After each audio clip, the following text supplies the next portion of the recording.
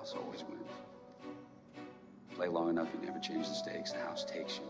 Unless, when that perfect hand comes along, you bet big, and then you take the house. I've been practicing this a little bit. Did I rush it? Felt like I rushed. That was good. I liked it.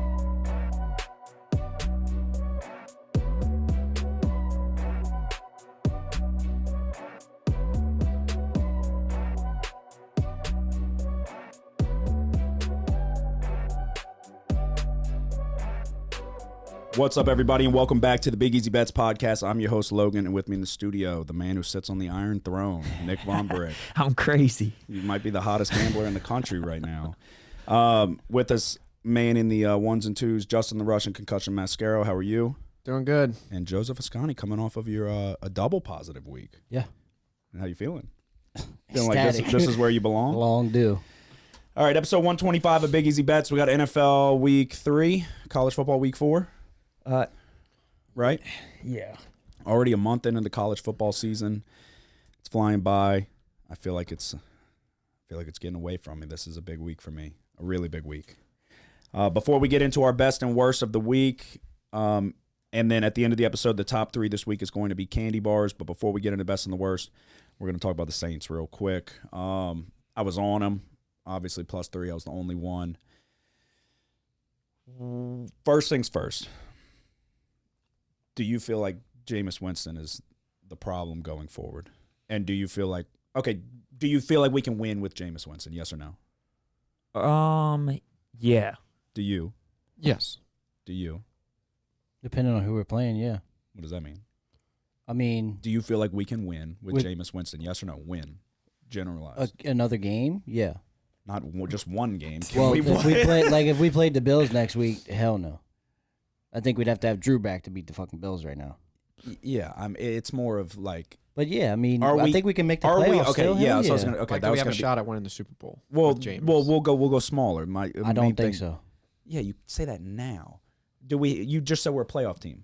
I think we can make the playoffs. We will make the playoffs for one. Yeah. But yeah, if you can make the playoffs, anything can fucking happen. We saw it with the Bengals. No, that's true. You think we can make the playoffs with Jameis? Yeah. And you do as well? Yeah. Okay. It's very popular right now to say that Jameis Winston, the old Jameis is back. That's what everybody keeps saying. Old Jameis is back. I fucking can't stand that. They were bad decisions at the end, but you're down 2 scores late in the fourth quarter. And if you feel otherwise, you can chime in. But down 2 scores late in the fourth quarter, you're pushing the ball down the field, even though he had what are y'all over here? I don't know. This dude's always looking at me and smiling. He's looking at me. Smile back. You said if you say otherwise, you can, and then he's looking at me like he wants me to say otherwise. He doesn't want you to. I don't No, want he you does. to. I was just. He does. He wants.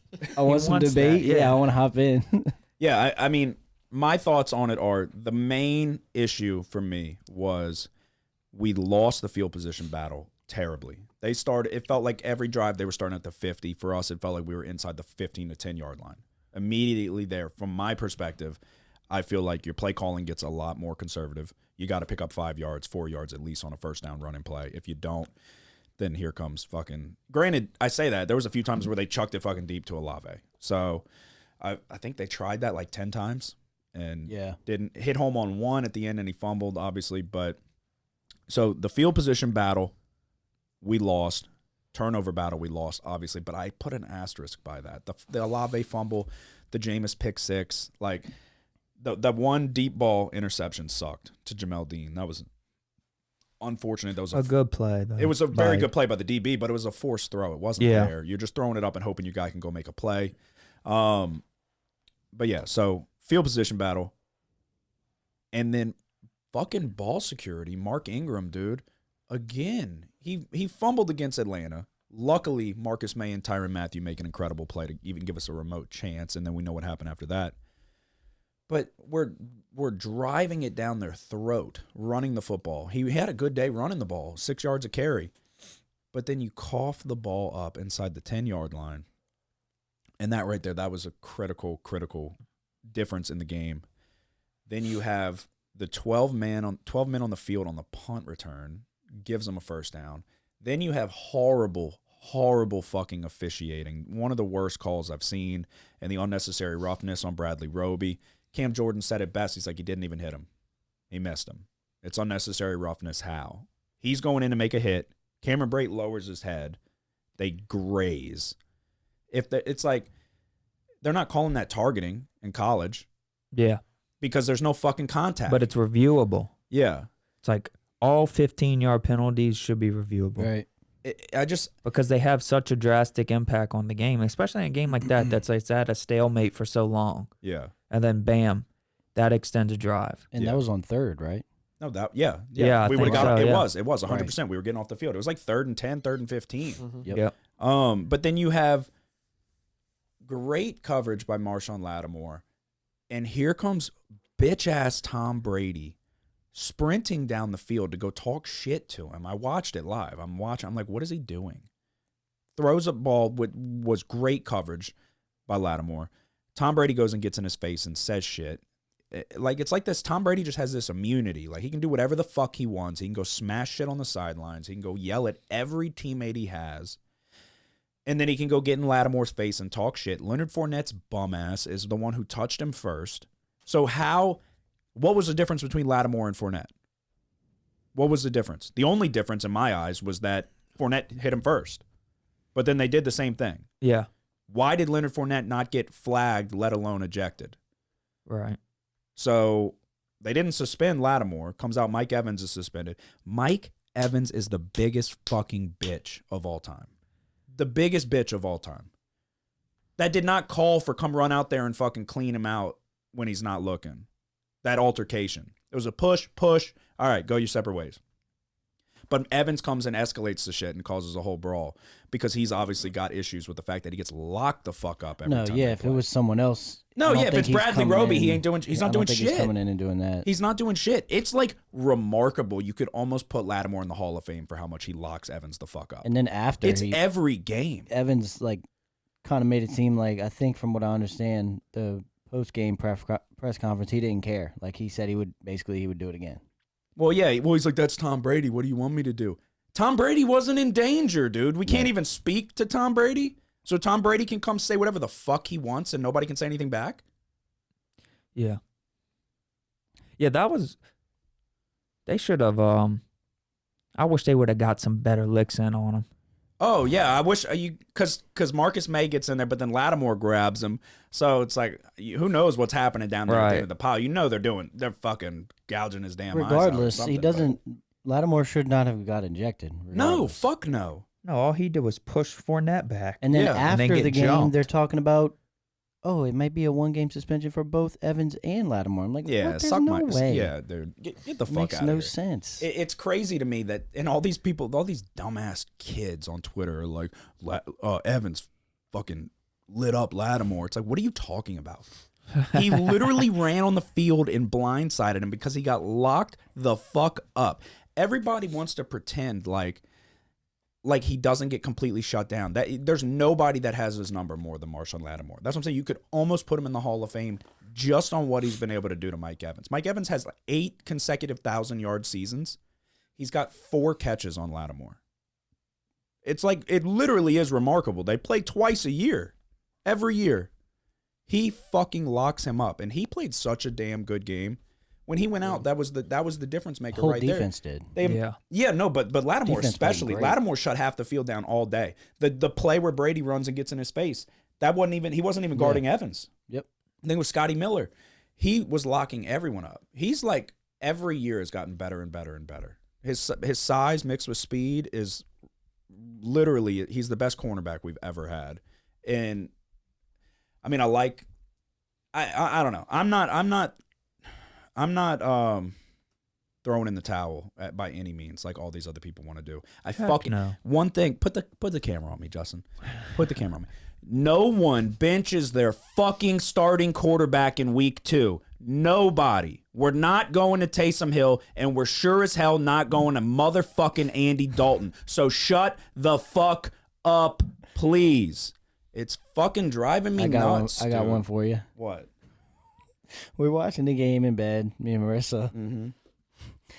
I think it's time to put that Book guy back in. I'm like, baby, he's not even on the motherfucking team, Marissa. And he's the worst quarterback I've ever seen in my life. God bless. It's crazy to me though. Like, what? I had a guy on Facebook say, Dalton will be starting before the end of the year. I said, all right, I have $100 that says that doesn't happen, barring injury. As long as there's no injury involved, Andy Dalton won't start by the end of the year. I said, I got $100. You want to take it? He said, well, that's part of my argument. Jameis's lack of intelligence is going to get him hurt. Okay. So we're just saying shit. Because Drew Brees must be a fucking idiot then, with all the injuries he had. Tom Brady tore his ACL. Joe Burrow tore his ACL. Rodgers broke his collarbone. Fucking Trey Lance just had his foot put on backwards. Like, Deshaun Watson, off the field we know, but on the field he tore his ACL. I mean, the list goes on and on. Every fucking quarterback gets hurt, dude. So, yeah, Andy Dalton's going to be the starter because Jameis Winston's going to get hurt. Like, you're a dumbass. Well, a lot of people out there are like that on there. Oh, there's the biggest just fucking, I don't know what coagulation, is that a word? Of people on Facebook that don't know what the fuck they are talking about. They don't even know what they're mad about, arguing about. Yeah. About, right? No, it's crazy. Twitter. I wonder why I got off this shit. But Facebook is Twitter for adults. Like, Facebook is all the old fucking dusty morons, and then Twitter is all the 15-year-old kids talking shit behind burner accounts. Right. It's crazy. It's crazy. I'm pro Instagram now. Yeah, but we'll get to that. What? Yeah, we'll get to that. Okay. Instagram? My whole thing is you have Jameis Winston coming back from an ACL tear, playing with 4 fractures in his back. Oh, we should have went to fucking Andy Dalton because he's hurt. No, shut the fuck up. You have basically an entirely new wide receiver room, Michael Thomas included, when it comes to Jameis Winston. Timing is such a fucking big deal. They're going to get it clicking. The offensive line's got to play better. Alvin Kamara, if Alvin Kamara plays, we talked about it. If Alvin Kamara plays, we win the football game. Momentum is a huge deal. Yeah. In every game that's played in the NFL. We beat Tampa Bay twice last year, and we didn't make the playoffs. If we can flip that, I don't give a fuck. Well, we kick ourselves in the feet or in the ass, whatever the fucking saying is. Kicking our feet? Whatever it is. What do you mean? It's just like the playoff game. We always have their number, and then we play them in the playoffs, and Jared Cook's stupid ass, we're about to go up by 2 touchdowns. No, it's the same thing with Mark Ingram. Momentum is one of the most important things in football. No, our defense showed that we still have Tom Brady's number. Tom 100%. Tom Brady can't do a damn thing against us. When Lattimore goes out, now you're down Lattimore, you're down Adebo. You've got fucking 2 rookies in the secondary, 3 when Marcus May got banged up and Alontae Taylor was back there. So, yeah, the defense, when healthy, locks Tom Brady up. So, I'm not – the team's going to be fine. We're very much still in the mix. We're going to get it figured out. The NFC's getting weaker and weaker by the day. The Rams are vulnerable. The Rams aren't going to win the Super Bowl again. So, it's very rarely do teams go back-to-back. So, you've got the Niners losing Trey Lance, which people are trying to argue that they're better with Garoppolo. They're not. They're not. They may be – well, not necessarily are they – maybe they're better than all with Trey Lance because the – jury's still out on if he's going to be good or not, but they're not going to win anything with Garoppolo, I don't think. Garoppolo looked like dog shit in the playoffs. I mean, they were good last year. Yeah, but he was the reason it got to the point to where he couldn't push the ball down the field. Yeah, I mean, they lost a close one to the Rams. Yeah, it cost us the playoffs. But there was 2 But then they played each other in the playoffs. Okay, yeah, but there was 2 or 3 drives where it was like, okay, you've got the ball, go win the game, and he couldn't do it. And it was like people were open and he was missing throws. Yeah. I remember watching being like, damn, the fall from grace was crazy to me because he wasn't bad. He wasn't bad. He got him to the Super Bowl. We were on opposite ends on that one. If he could they blew the lead. And if he could hit Emmanuel Sanders. If he could hit the broadside of a barn in the second half, I'd have been one step closer to retirement. Everybody just wants to be right. Everybody wants to be the one to say, see, I told you we weren't going to be any good. I hate that. That's the worst quality of it. If any wannabe sports fan is when they can say, oh, yeah, see, I told you we were going to suck. I'll show up every year saying this is the fucking year. I mean, I do legitimately think we still have a chance. I'm worried about the offense, obviously. I expected it to be a little smoother sailings this early. But I don't place a bet on the Saints to win the Super Bowl every year. Last time was 2018, and we know what happened. So, and we started 0-2 that year. Well, no, we started 0-2 2017. Yeah, but that's what I meant. That's what I meant. Yeah, 2017, we started 0-2 that year. Rallied off 8 straight. So we're 1-1. We'll rally off 8 straight now. That Michael Thomas toe tap catch. Oh, that was nice. The sideline. Vintage Michael Thomas. That was amazing. Yeah, and then Carlton Davis is throwing fucking punches at him as he catches a touchdown on him. Like, Yeah, what's Well, up with him? What's I up saw with this that fucking too. guy? This guy's he a was trying to crook. punch the ball out, if we're being honest. He was Okay, trying I to was punch about the to ball, but say. it doesn't matter. You throw a punch, and it didn't hit the ball.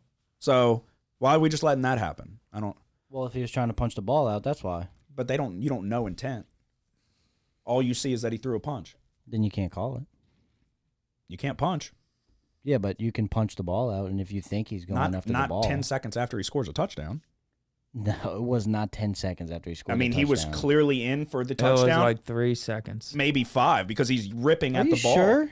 He's ripping at the ball. Yeah, Mike Thomas was getting up. And then as he's going to stand up, he goes and throws Oh, a okay. right hook. See, I'm thinking it was like more simultaneous. He's trying to punch the ball out of his hand. That's what I'm saying. I'm not going to sit here and be like, he punched him in the head. But you don't know intent. So, I mean, all you see is he threw a right hook. So what are we doing there? I hope Tom Brady gets fucked up by Zadarius Smith against the Packers. I hate Tom Brady so much, dude. Leads the league in yelling at his fucking rookie offensive lineman, smashing tablets and shit, being a whiny little bitch. Wait. Preston Smith, Zadarius Smith. Vikings. Yeah, when they play the Vikings. Okay, there you go. All right. It's just the moral of the story is pump the brakes on we got to get rid of Jameis, because if we lived by that, then Joe Burrow would have got benched. So, you know? Yep. Yeah. All right, best and worst of the week. We'll start with the best. Best thing I saw this week, Joe Biden officially announced the pandemic's over, so we can come out of hiding. I don't know if you saw. He officially said it's over. What? Yeah. The pandemic's over? Yeah. A lot of people are. Praise God. Tell Marissa. Tell We're Marissa. good. We can go out again. Call home. Wait, a lot of people are saying that's not really Joe Biden. Oh, yeah? Yeah, it's a stunt double. It's Joe Byron. It's his brother. Yeah, they say it's his brother who put on a mask. Yeah, well. Oh, yeah? Well, I don't think anybody says that. Does he even have a brother? All right, what's the best thing you saw this week? I'm looking forward to next week because it's getting out the 90s, the weather. That is true. So we had I've been waiting glimpse for. of Yeah, it. we had a little bit of a cool front come in, Oh, you're right. It felt like fall. I was like, football is back, man. and then this past week's kind of been hot. We also have a hurricane coming though, so we might also. Come on. Yeah, you didn't know. Come on. Hurricane Fiona. Or actually, no, not Hurricane Fiona. It's going to be Hurricane Hermine. I didn't know that either, to be honest with you. Oh, it's coming. 8 days. I from right saw now. there was one hit in Puerto Rico, Yeah, that's Hurricane Fiona, I think. But but it's going off to the Atlantic. but there's a hurricane that a week from today will enter the Gulf, and then it's either going to go towards Mexico, towards Florida, or directly to us and fuck us up, I just hope like it last goes year. towards Mexico. It could go. Yeah. Mexico just got hit with an earthquake. Yeah. Well, what's a hurricane going to do? Maybe hurricanes is what helps stop the drug cartels. Maybe. Puts an now end to now it. you're thinking. Now you're thinking. All right, Joseph. What was the best thing you saw this week? The Jets upset against the Browns. And the reason why is Joe Flacco is better than Tom Brady. Eli Manning's better than Tom Brady. Look at the stats. You know, they always want to Okay. pick apart Jameis this early. Why can't we pick apart No, Tom that's what I Brady? was saying. Do you think the Buccaneers Look at the fucking fans? stats. Joe Flacco, Do you through think- these first 2 games, has 616 passing yards and 5 fucking touchdowns. Yeah, a Brady, lot of them went 400 to, and 2 touchdowns. yeah, I like Flacco. So fuck you, Brady. Jets on top. They're winning the Super Bowl this year.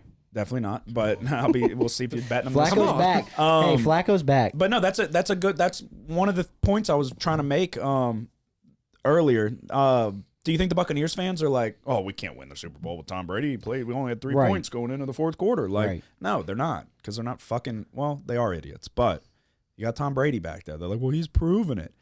Have you seen his face? That guy's dying. Yeah, he looks wild. All right, Justin, what was the best thing you saw this week? Tyrod Taylor suing his trainer for puncturing his lung. I thought he was doing that like last year. He's still suing him. Yeah, I mean, he should. He got screwed. $5 million. Yeah. Wait, why is that the best thing? Yeah, I don't know. Oh, I guess. don't know. Man, yeah, I mean, it's just Like, does his trainer deserve it? well, they fucked him. They screwed him out of a Justin starting wants job. justice. Yeah. I mean, look what they're doing to Marcus May and that family.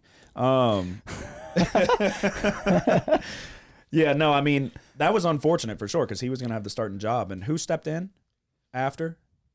Somebody. Herbert. Oh, that's right. He's with the Chargers. Why was I thinking Yeah. he was with the Texans? Yeah, that's right.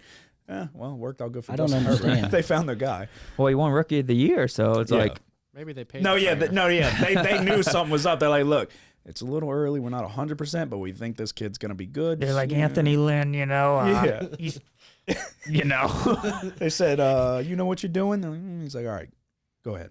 Well, they kept saying, let's put the offensive coordinator was like, let's put Herbert in. He's like, man, I'm sticking with the brother. Okay.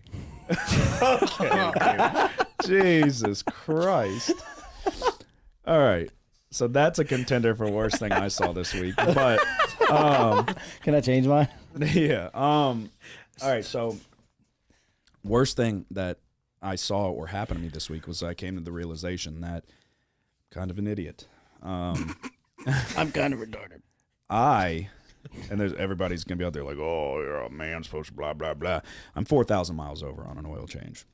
Just realized it. Lindsay said, "Hey, you're like way past your oil change." I said, "It's football season. I've been looking at ESPN. I've been looking at nothing but football spreads. Certainly haven't been looking at the dashboard of my car. So that was the worst thing I saw. I need to get an oil change, and I mean, I might need to get rid of this car before it starts breaking down. So if anybody's in the market, hadn't had any issues yet. Oh, it is a Nissan. Yep, that's true. All right, what was the worst thing you saw this week? Dude, my Instagram, it's been infiltrated again. By what do you mean? Dude, they You're figured it hacked? out. You're hacked? No. So you know how you'll get suggested stuff? Yeah. Well, mine's been infiltrated again. With what? What does that mean again? By these women. What? These models. What do you mean? These Instagram women. Do I have to show you? What do you mean infiltrated? Are they sending you messages? No, they are It's popping up on They're my on Instagram. Probably like suggesting for him to look at it. What's the problem? Why is that the worst thing you Well, saw? there's a reason for that. I haven't Searching even that clicked. porn. I know. Look at He's been this. watching too much of that porn, so now they know this guy likes the big fake titties. What is this? Oh, Does you- God, what are you doing? Yeah, what is this? Take that off, dude. What are you? What? I am trying to win bets. You better stop distracting me. Mark Zuckerberg thinks you're a fucking weirdo. Well, dude, now you get it. No, I don't. I got it finally to stop, but you click on one of them. Yep. He couldn't help himself. He Well, knows. what one won't hurt. There's this one. It's this woman. She's brushing her teeth, and then she's just letting all the foam gather around a large voluptuous breast. I mean, goddamn it! I'm trying not to jerk off. I want to win all my bets. They're trying to fuck you. The toothpaste is dripping down her chest. Dude. He's like, that one has my attention. Got it. That one's That's got the my one. attention. Oh man, that was funny. Oh man. Yeah, well. They saw Brick was going 6-0, and they're like, we got to stop him. Yeah, He's no, too there's hot. yeah. He's too hot. So With that being y'all said, pray for me. With that being said, we'll be on the stream this Friday. No, I'm kidding, but all right. Y'all pray for me. Okay. I mean, I don't know where to go after that, but I'll say my words. go ahead. It's football related again. Now they're saying, I don't know why I even pay attention. So you're the Sometimes. so you're the least creative in the room, is what you're saying. Now they're saying Tua, MVP candidate, in week 2. In He week just threw for 2 600 yards, Joseph. and 6 touchdowns. Oh my God! Well, who else would be leading the way for the MVP candidate? In week 2, Somebody's got to lead the way. Why is that an Like, why are we talking about that? In week 2, They and talk now- about it every week. and now they're gonna say, "Oh, ooh, Why do we talk about Heisman? Burrow? Maybe Tua should have been in Cincinnati, the number 1 overall pick." Well, they were just talking about Tua like this was his last chance, like 6 weeks ago. Yeah, and that's my point. He has one good game. Now he's, oh my God, he's the next Tom Brady. Well, we'll see. Time will tell. I mean, there's a big test. They're playing Buffalo this week. He's so not. He's not. that's that. the other MVP He's not that. candidate. He's not that. All right, Justin, what was the worst thing you saw this week? I'm with Nick. I also got hacked, but I don't think he got hacked. I didn't get hacked. I don't want to get into it because I'm very upset that the Instagram suggests things I should watch. I just want to see the things from the people I follow. I don't follow any of these women. wanting trying to to do expand- they're trying to toothpaste on the expand the women breast you or follow. whatever that I just showed you. That don't was have to very follow 'em. strange. You don't have to follow them. I'm not They know what you're following looking them. at. That is bullshit. All right, what's your worst thing, Justin? My bank account got hacked in a way. Anytime I order something online, it charges me like 5 times. So I signed up for my men's league, and it's $100 flat rate. So you paid for the whole team? Yeah, I got charged 5 fucking times. So What and then bank do you use? I tried Capital One. I've had my shit stolen from Capital One a couple times. Really, it was through PayPal, but Capital One does pretty good at catching it. And You closed it? Well, they they'll- refunded me my money, but yeah, they'll shut it down and they'll get you. it takes like 4 or 5 days. And then that same day, I ordered my sister. She turned 18 and ordered her some scrubs Mm-hmm. because she got a little job, and charged me 3 times for some scrubs. Did she get 3 pairs? No, Oh. they didn't get any pairs Oh. because they refunded the whole thing. Oh, so you just said, Yeah. I tried. I said, "Oh, next year." Yeah. All right. Well, yeah, no, that sucks. I'm not on PayPal anymore because my shit kept getting stolen by the Californians. People out in California kept buying FIFA. Swear to God. My PlayStation got hacked by the Arabs. It's racist. Middle Easterners, you mean? Yeah, sorry. Yeah, Jesus Christ. Sorry, I'm not PC. We are. Nick's over here talking about brothers, but I Yeah. can't fucking say Arabs. All right. All right. That was a joke. Mine wasn't. All right. We are. You're coming off arguably the best week you've ever had, Yeah, record wise, percentage. for both of them, yeah, for sure. Have you ever ran the table in both? Not in the same week, I don't think. Yeah. So, I mean, we'll just go down the line, I guess. I did not have the week that I was looking for by any means. Florida State minus 2.5 on Friday. Me and Nick were both on it. It was his lock of the week, and we cashed in there. Jordan Travis gets hurt, and we still get it done. Rodemaker. It looked bad with his first throw. It was the worst throw I've ever seen, and then he settled in. So we got a win there. Started off right. Georgia minus 24. Easy money. South Carolina's not a good football team. BYU plus 3.5 was a bad pick. I'm going to quickly go through all of these. BYU plus 3.5 was a bad pick. They got out-muscled in the trenches, which I did not expect to happen against Oregon. Home field Bo Nix is way better than on the road Bo Nix. Miami plus 5.5. They lose by, what was it, 7, 8? I think it might have been 8. 8 points. If the punt returner from Miami doesn't try to field a punt that he had no business fielding, it would have saved him maybe 4 yards if he catches it versus let it roll. Tries to catch it off a one hop, completely surrounded by Texas A&M defenders, and bobbles it. It was the dumbest decision ever. Gave A&M short field. They scored within 3 plays. They win by 8. Miami should have covered this spread. Fresno State plus 12 and the over 73.5. I'm bowing out of trying to get one over on USC. Jake Hayner, which I'll admit, they didn't have the success that I was expecting them to right off the bat, but they were beginning to get it going in the run game. I was expecting a big second half out of Jake Hayner. Comes out, snaps his ankle. So he is done probably for the year and probably for the rest of his life. Over 73.5 does not hit. That went to bed as soon as Jake Hayner went to bed. Backup comes in and completed he was 12 of 13. Yeah, I saw that. Did not play that bad. But it was just too little too late at that point. So double loser there. I'm telling you, I know that this USC team is vulnerable. I know it. I'm taking a week off at least. Nebraska, Oklahoma, over 66.5. It was a fucking travesty that this over did not hit. Oklahoma put up a 50-piece, and Nebraska scored on their first drive of the game, and that was about the extent of what they did all game. We don't hit the over. It was really, really unfortunate. Penn State, Auburn, under 47. If goddamn TJ Finley wouldn't turn the ball over 5 times, giving Penn State a short field, this under probably hits. It was my lock of the week, so just a brutal, brutal day. I had 2 ads, Tulane plus 14. They went outright against Kansas State. And then Texas A&M, Miami, under 44.5. We hit this as well. Should have been a double winner with Miami.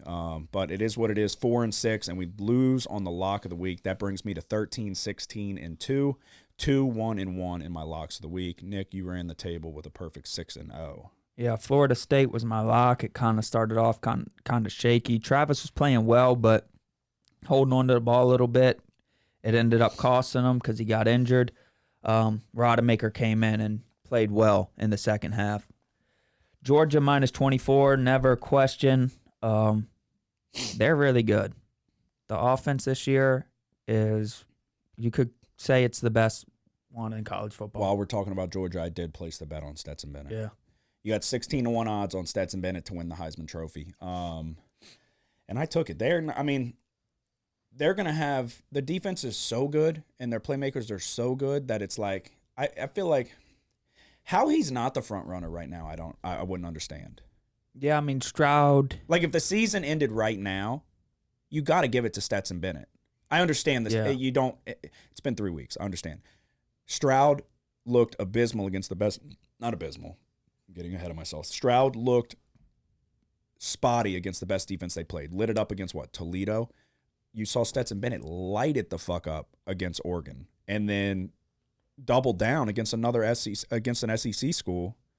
I mean, looked unstoppable. Running, passing. They just have so many weapons. I think the thing with Bryce Young and Bama, the wide receivers, this is one of their weakest wide receiver rooms that they've had. So, Yeah. I think for the value, like you brought it up, but I think I mentioned it when on Saturday. Yeah, I was like, you he's did. going to win the goddamn Heisman Trophy. Like he looks so much better. So I took it. 16-1 odds, Stetson Bennett, straight to the bank. Wisconsin, I had them in the first half minus 21.5, and in the full game minus 37.5. They won the game 66-7. Big mismatch. Yep. LSU +2. This was the greatest one all weekend because it didn't start off that well.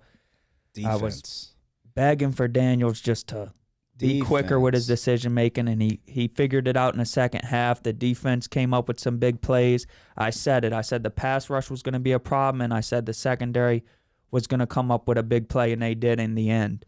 So I was right. LSU +2. Yeah. They win by, what was it, 16 or 17? Yeah, they won by a good margin. Syracuse minus 1.5. This was my late ad. This game was wild. Oh, this game was bananas. We went up by 10. You and Joseph were secretly the O'Connell. whole time kind of on opposite sides of the fence on what you needed to happen. And y'all were throwing these like, that was good for you. And on the inside of your head, you're like, fuck. Like, y'all are rooting for each other's demise. But on this surface, y'all are like, yeah, man, good for you. Good for you. And then it completely, the script flips. And now y'all are on the same side of the fence and y'all need the same thing. Yeah, it was incredible because Syracuse went up by 10 after a turnover. They got a pick 6. And then Purdue, they kept letting the white guy get open deep. And Purdue came back, tied the game, and then they took the lead, right? Yeah. Syracuse needed that last drive. Yeah. That was a walk-off touchdown. Yeah, so then Why Purdue played 7 one safety seconds deep, left. I won't fucking know. both of these defenses were kind of playing suspect Put two safeties coverage back. when the game was on the line at the end. They weren't really preventing the other team from scoring. Yeah, man coverage and crossing across the middle, 7 seconds left. We catch it at the goal line for a touchdown. It was incredible. Perfect ball, drop it in the bucket. We saw some of the strangest penalties on the ensuing kickoffs. Oh, yeah, the kickoff. We saw a kickoff from the, what was it? They kicked off from the 10, and then the next time they had to kick off, Syracuse kicked off from the other 40. Yeah, they kicked off on the other side of the 50-yard line. They could have onside kicked it and penned them inside the 15. Yeah. It was crazy. I've never seen that before, ever. Purdue just came unraveled, apparently, and you had to kick. Typically, you kick from what, the 35, 40-yard line? Yeah, I still don't know what I don't know how There that had happened. to be multiple penalties that stacked. Had to be. Yeah.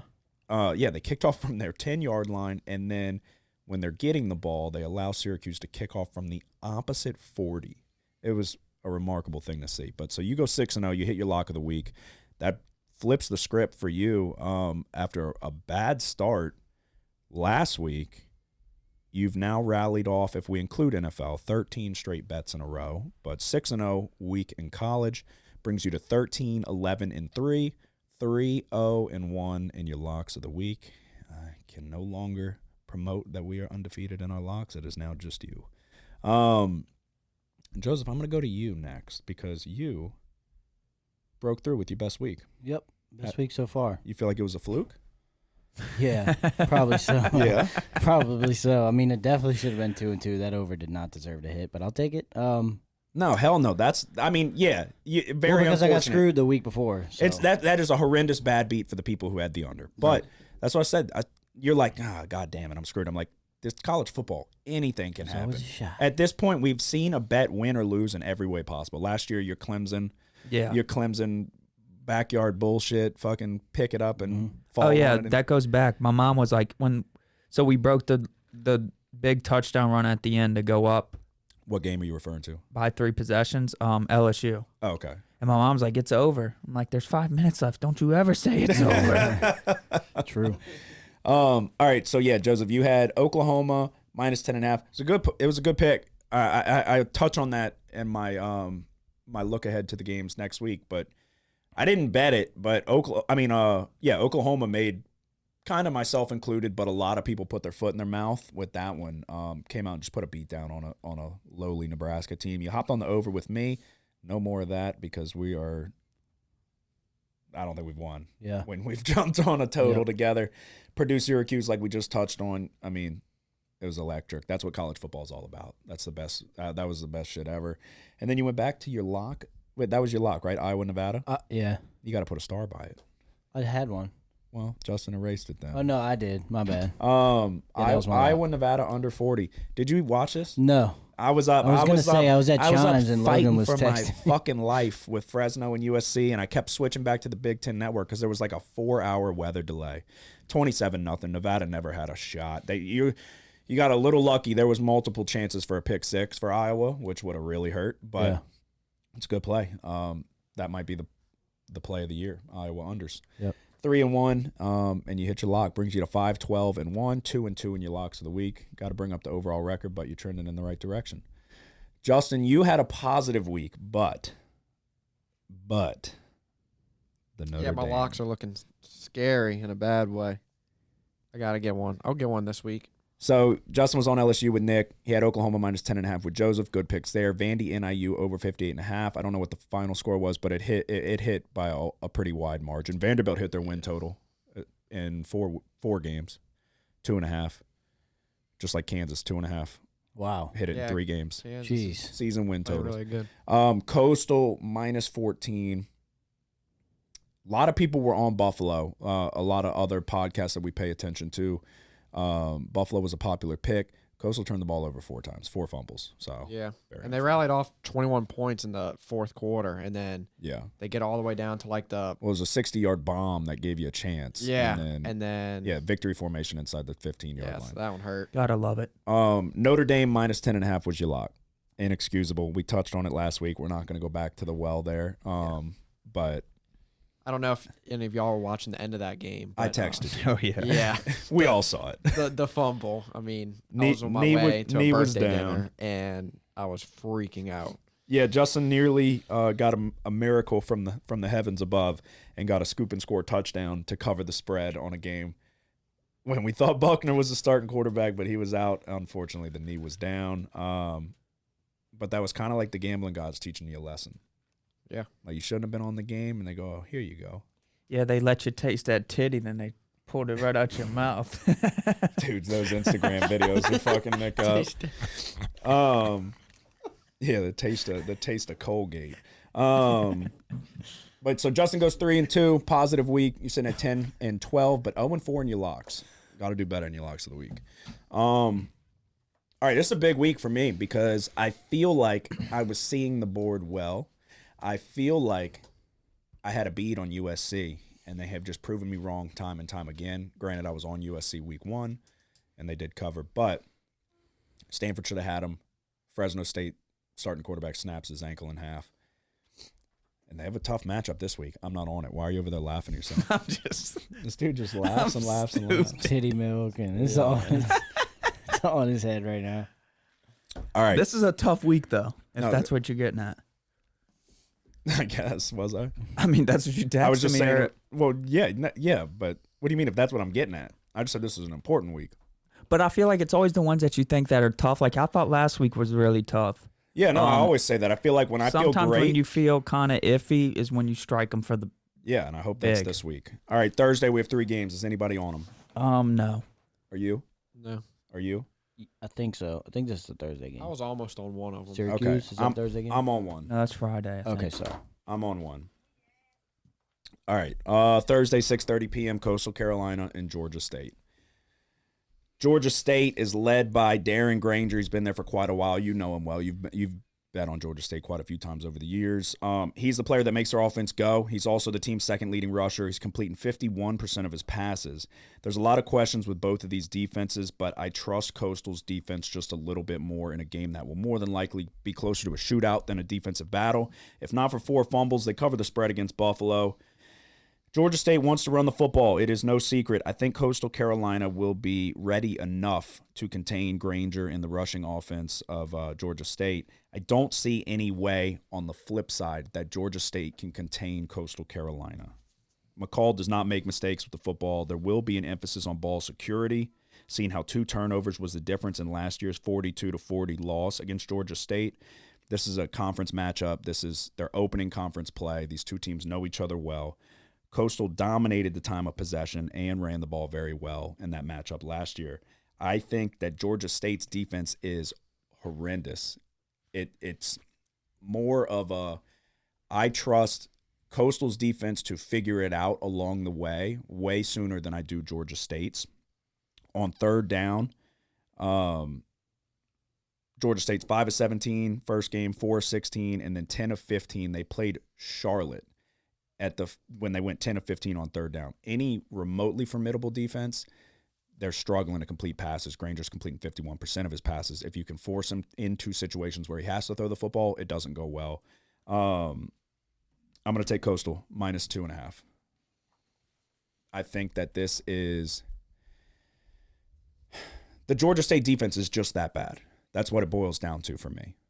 No, they're really bad. I think Pickney is going to have a big game for Coastal. But Grayson McCall is hitting 9 touchdowns, 1 interception. I know Granger has 8 touchdowns and 2 interceptions, but the defense is really, really, really bad. So to lose to Charlotte, right? Yeah. Who is not good at all. They were 19.5-point favorites. Yep. And they lost outright. And statistics in this game were why I almost took Coastal. So they put up 600 total yards of offense, but it's the turnovers. They've turned the ball over so many times in every game. Yes. So, but to lose to Charlotte, that's kind of inexcusable because Charlotte's like really, really, really bad team. Yeah. No, I think that's what I'm saying. I trust Coastal's defense to contain Granger. Doesn't mean the point total on this one is sitting at 62. They're expecting there to be points scored on both sides. I trust Coastal's defense to figure it out and come up with the necessary stops to pull away. Whereas, and also, too, I like Reese White. They've got, like I said, Pickney. I feel like the offense is so predicated on Granger for Georgia State, whereas Coastal's a little more, you can lean on Reese White. You can lean on these other guys if need be. I just feel like they have more. Yeah, the secondary for Georgia State's what's plagued them for all the years that. And Coastal loves to do those RPOs and stuff. They're going to get into a lot of free looks with people running downfield, easy throws. I think it's going to be easy completions, easy way to move the chains. So I'm going to take Coastal minus 2.5. That's which way I would go on this one. All right. Did you want to take Coastal and you just didn't do it because you felt like we would say you take Coastal every time? No, I was actually looking at the Virginia Tech West Virginia game. Okay. Yeah, that's an interesting one too. I don't have any I don't even see a line for Chattanooga, Illinois.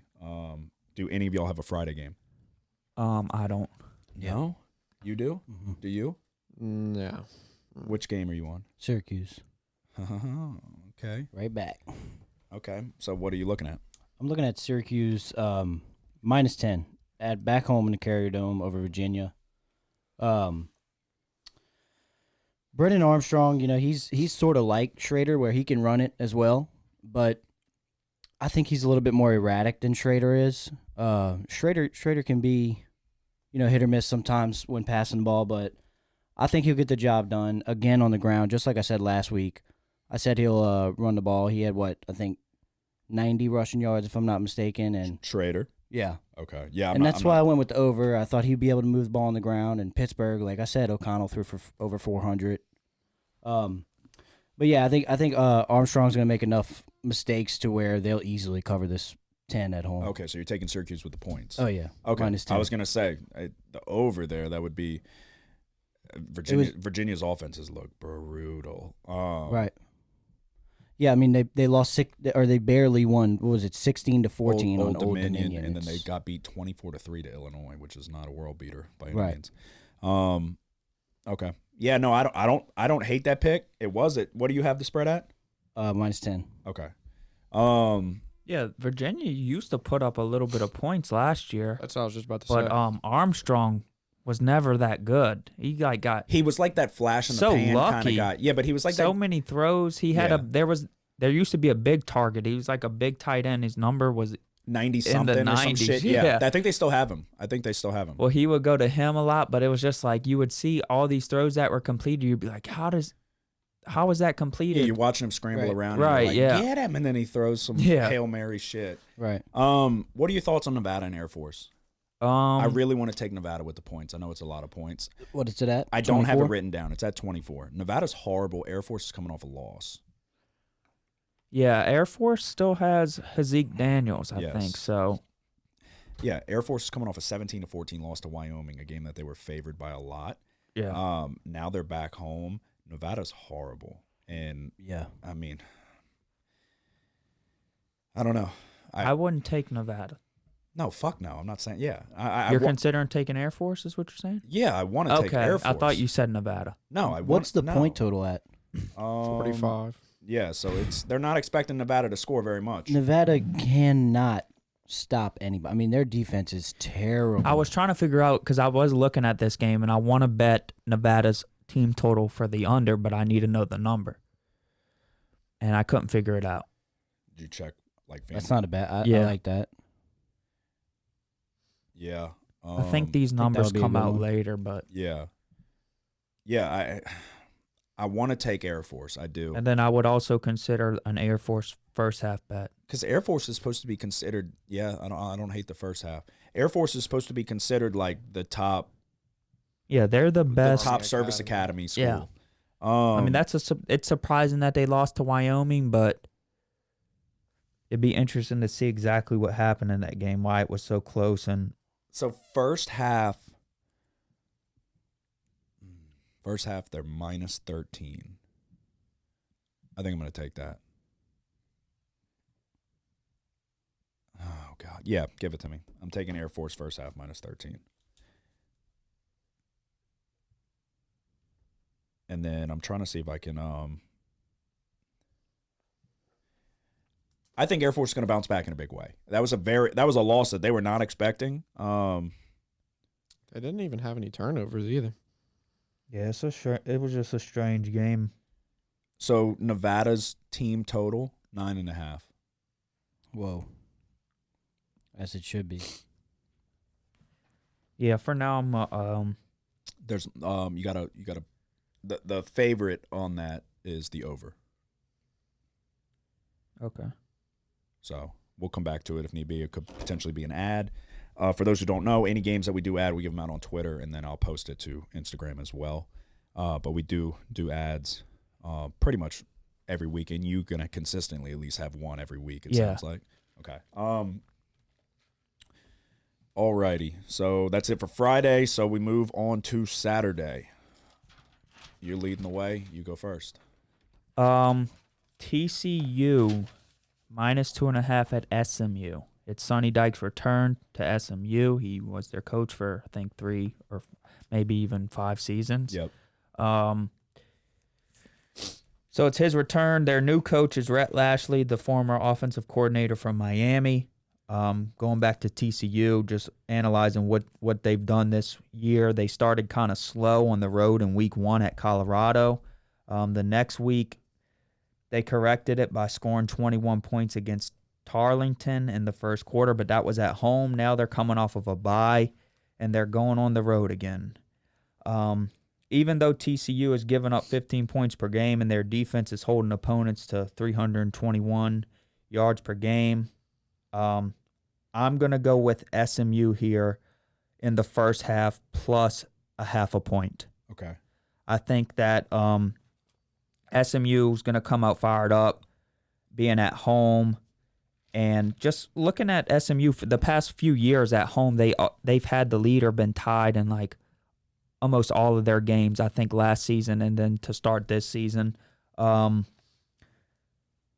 and I just think that there's going to be a little bit of jitters. I think TCU starts off a little bit slow. They might rally in the second half to win, but I'm going to go SMU first half plus a half a point. Okay. You think that extends your streak?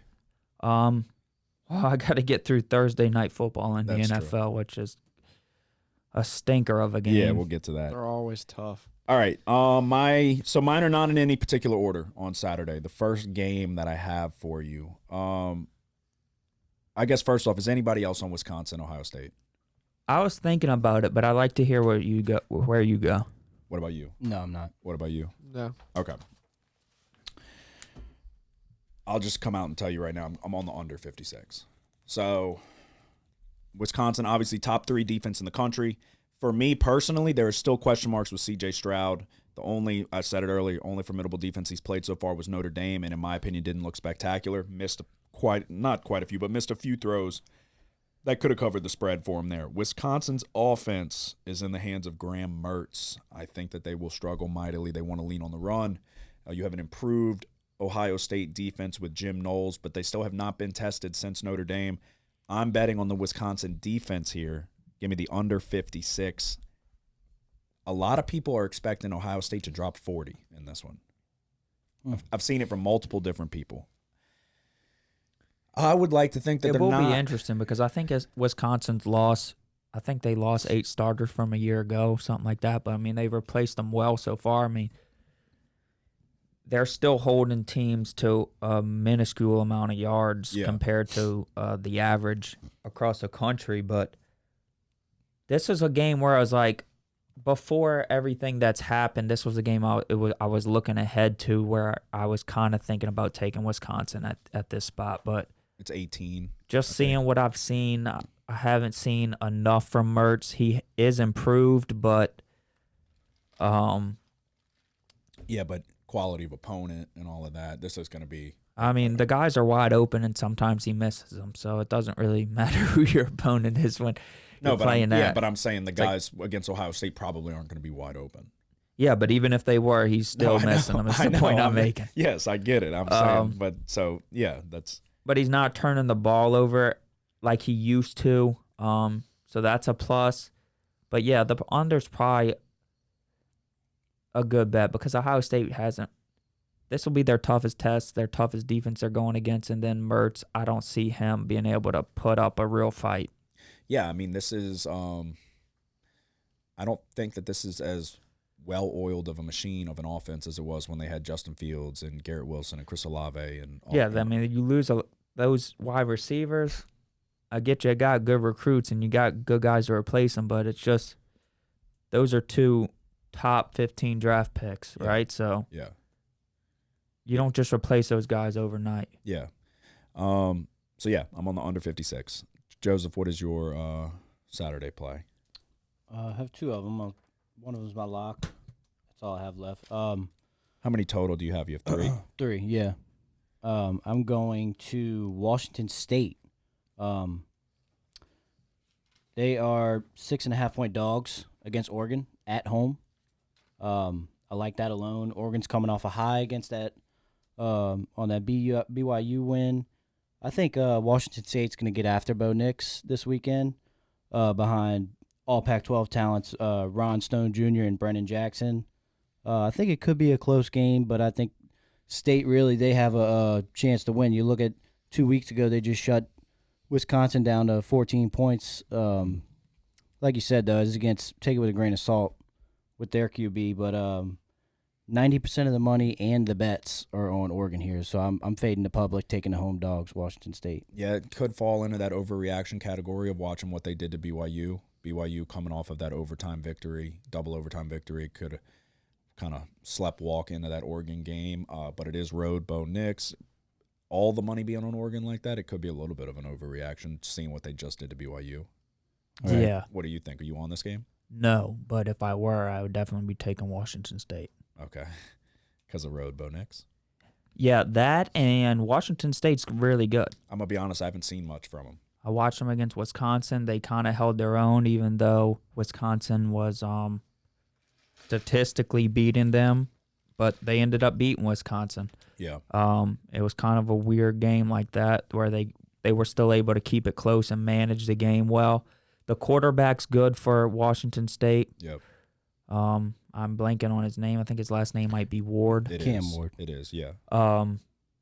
8 touchdowns, 3 picks on the year, 727 yards. Yeah, I think he can run a little bit, so that's a plus.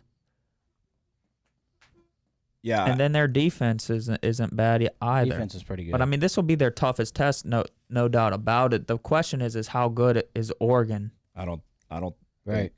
I'm sure BYU was wounded. I'm sure Cam Ward probably can run a little bit.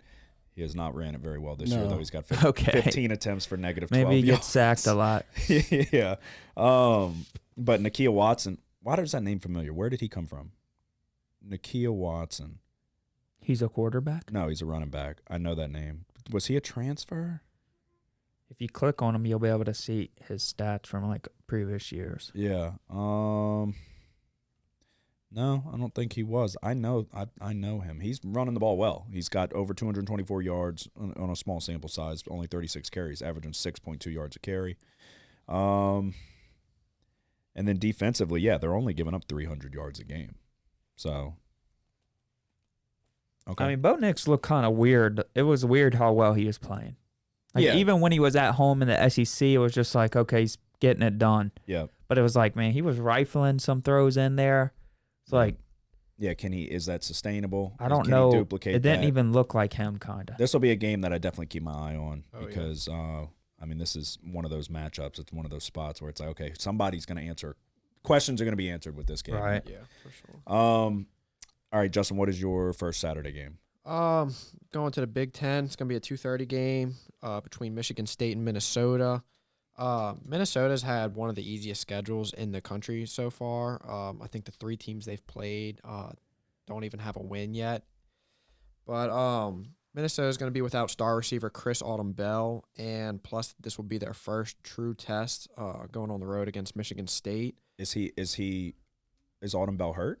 Yeah. That's kind of a big. He is their best receiver. That is a big deal. Yeah, he got hurt. But Michigan State's also going to be without their star receiver Jaden Reed, and then they're also going to be missing. Is he for sure out? Not for sure out? No. Is he? That's huge. Yeah, because he was a beast He's last the year. only thing they have. Yeah. Well, they have this dude Coleman who looks like he's doing pretty well. But they don't have Naylor anymore Yeah, or no. Kenneth Walker. Yeah. No, yeah, I think, and Peyton Thorne's kind of been paying the price for that, it seems. What has he been battling an injury? Well, he's played at some point this year. Yeah. I thought they were. I don't know was if he was listening battling back from a previous injury. to the radio, and I thought someone was saying that he was kind of questionable for the last game, but I know he didn't play in the last game, so Yeah, I thought I'm wondering what his status is for this upcoming game. Yeah. Okay, but so continue. But so they're also going to be without safety Xavier Henderson, and then Darius Snow, their starting linebacker. He got a pretty bad injury last game where he got taken out. They thought that he was going to come back, and then they rolled him out in a wheelchair, so he's Jesus Christ. definitely not playing.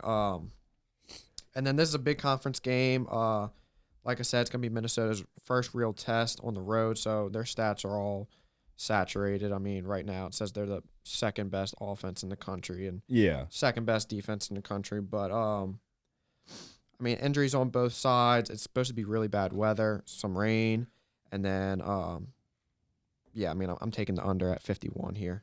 Oh, interesting. I thought you were setting that up for a Michigan State bet. I do kind of want to take Michigan State at +3. I was going to see what y'all. Is Yeah, it me y'all too. three? had I was anything- looking at It that is as well. 3. It is. I'm not on this Son game, of a bitch. but I am. are you? Is it your lock? No. Well, which side are you on? Taking Michigan State? No, I'm taking Minnesota. Are you? Yeah, Michigan State sucks. Bad.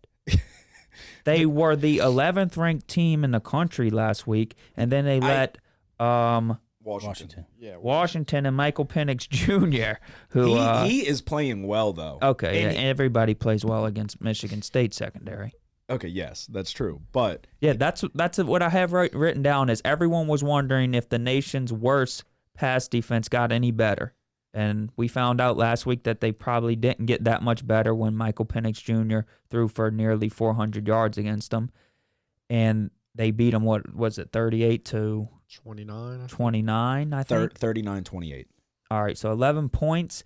They went from 11th to unranked. I just think, without Kenneth Walker, they aren't anything close to what they were last year. That was what made the offense go, what opened up the downfield shots for Jalen Reed and the other guy, Naylor. Yeah. Peyton Thorne hasn't really improved, and I just think Minnesota with the balanced attack. What's their quarterback, Tanner Morgan? Yes. He's playing probably his best football of his career. He's playing okay. Yeah, I mean, he hasn't ever been that real good, though. No, it kind of reminds me of Spencer Petras. Yeah. But in what Justin said, though, I feel like he is correct in terms of they played New Mexico State at home, WIU, whoever the fuck that is, Western Illinois at home, and then they played a horrible Colorado team at home as well. Yeah. So it's been smooth sailing at home against three really cakewalk of football teams. They're averaging over 550 yards of offense. Like, that's not – I feel like that is kind of – you got to take that with a grain of salt. Yeah, I mean, that's not the stats that they're going to be putting up, but with Ibrahim, they can run it for sure. There's no question about that. Yeah, they're averaging over 312 yards on the ground. Yeah. So, but okay, so that's what they're going to want to do is run it here. No, definitely, especially if it's raining, like he said. But so that's where my question was going to be. I'm not on this game, but just from a objective standpoint, are they going? So the way you can beat Michigan State, I mean, you can beat Michigan State multiple ways, but they're like you said, their weakness is the secondary. So are they going to? I mean, they're only giving up. They're giving up less than 90 rushing yards a game. So same thing, got to kind of take with a grain of salt the quality of opponent. Do you think are they going to stop Ibrahim, and you think that Tanner Morgan's going to be able to? I think he's good. A weak secondary. The weather's a question now, but just off of the pure matchup, yeah, I think he's good enough to take advantage of Michigan State's what I still think is a poor secondary. Okay. I haven't only watched him the New Mexico State game. I don't. He reminds me of Petras. He's better than Petras, but he's not that much better. He maybe okay. Petras is he's horrible, but the style is very similar. They're not gonna really win you the game. I feel like if he's a game manager. Yeah, if Ibrahim gets shut down, then it's like. And that's a big if. He's one of the best running backs in football. I don't think Michigan State's going to be able to score much here. Well, that was going to be my next question. So you would lean under? Because I don't see Minnesota. 51? Yeah. I don't see Minnesota tossing up a 30-piece. No, but I mean, I think their running game is one of the better ones in the country. I mean, even last year when Ibrahim was out, they still just stuck to the ground. They won a lot of. No, they have a great. They won a lot of games against a lot of good teams. Yeah, they have a great offensive line. They want to row the boat the whole 9 yards. So this will be another one of those games where I feel like a couple questions get answered. Yeah, exactly. So I don't hate either side that y'all are on. The spread, I don't know. Both of them scare me. I don't have a strong lean on either side. But we shall see. All right. My next one, we are looking at Oklahoma and Kansas State. So, I said it earlier, Oklahoma put everyone's foot in their mouth. Nebraska was a popular upset pick, or at least to cover the spread. They're playing Kansas State, a team that just held Tulane to 1 of 12 on third down, forced 2 turnovers while they didn't turn it over at all themselves, and they lost outright to a Tulane team that came in 14-point underdogs. Kansas State was 2 of 15 on third down and went scoreless in the second half. Adrian Martinez is the quarterback transfer from Nebraska. He's not good. Kansas State does not have the firepower to keep up. This is a far superior fundamental defense from what we're accustomed to seeing with Oklahoma. Venables came over. This team tackles well. They do the fundamental things that plagued Oklahoma under a Lincoln Riley-led coaching staff. It doesn't mean that their defense is world beaters, but they're not making the simple mistakes. If it's a throw to the flat, they're making the tackle. They're not letting them pick up any garbage yards. 13 points, I think Oklahoma can win this game by 2 touchdowns easily. So you just saw Kansas State get beat outright by Tulane, where Pratt didn't play well. They didn't run the ball that well. Tulane really kind of played like shit, and I was on Tulane plus 14. I was very confused that I was in that game from what I was watching. So I don't think this Kansas State team is good at all. Oklahoma feels probably disrespected and showed it against Nebraska. I'm going to take Oklahoma with the points. I feel like they can win this game by 2 touchdowns easily.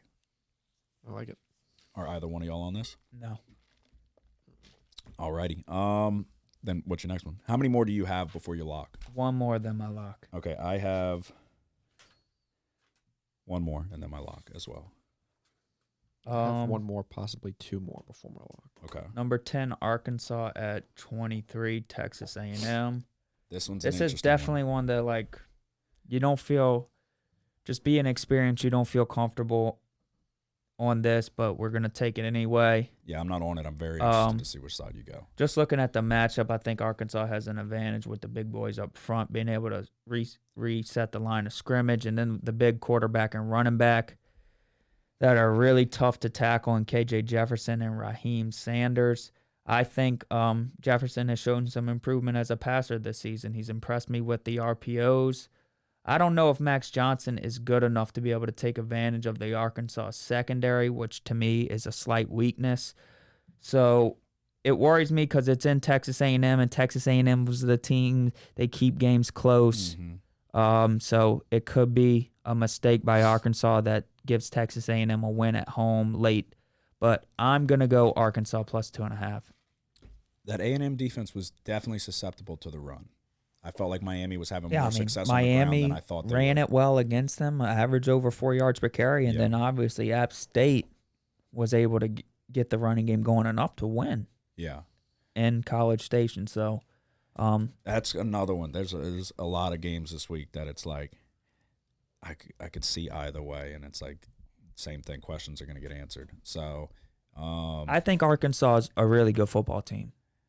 They got down last week to Missouri State. I really like A&M's running back, though. That dude is good. Yeah. Arcane, whatever. Yeah. No, they have a lot of good playmakers. The question, it's quarterback. Yeah, can you get him the ball? Max Johnson's a lot better option than the other guy because he'll just manage the game, and it should be close. They should be able to keep it close, I think, but I'm going to bet on the running. I'm going to bet on the running ability of Arkansas. The offensive line was struggling against Miami. Yeah. More than I thought they would as well. So, yeah, I'm not on this one. Are either one of y'all? No. Nope. Are you? Okay. All right. Let's see. All right, this one is a little iffy for me. Not iffy in the sense of like I texted about it. Okay, Duke and Kansas. I got this at a 9-point spread. It's now down to 7.5. I got this at a 9-point spread this morning, and I placed the bet. Yeah, I knew this was the game. How'd you know? Because you said it moved a point or a point and a half. I went and looked at the games, and I was like, oh, that one moved a point and a half. All right. These are two teams overachieving tremendously. Kansas's season win total coming in was 2.5. They hit the over as quick as you possibly could in the first 3 weeks. Kansas's offense goes primarily through quarterback Jalen Daniels. He's playing very well, completing 67% of his passes, 7 touchdowns to 1 interception, and he's leading the team in rushing, averaging over 8 yards per carry. Kansas wants to run the ball much like Duke does. I think Duke's run defense might have a slight edge. They held Northwestern up 2 yards per carry, which is a team that knows how to run the ball. They've got multiple different guys that can do it. 9 points feels like too many. Duke is +7 in turnover margin. They have 8 forced fumbles on the year. So that was more important to me than the interception numbers.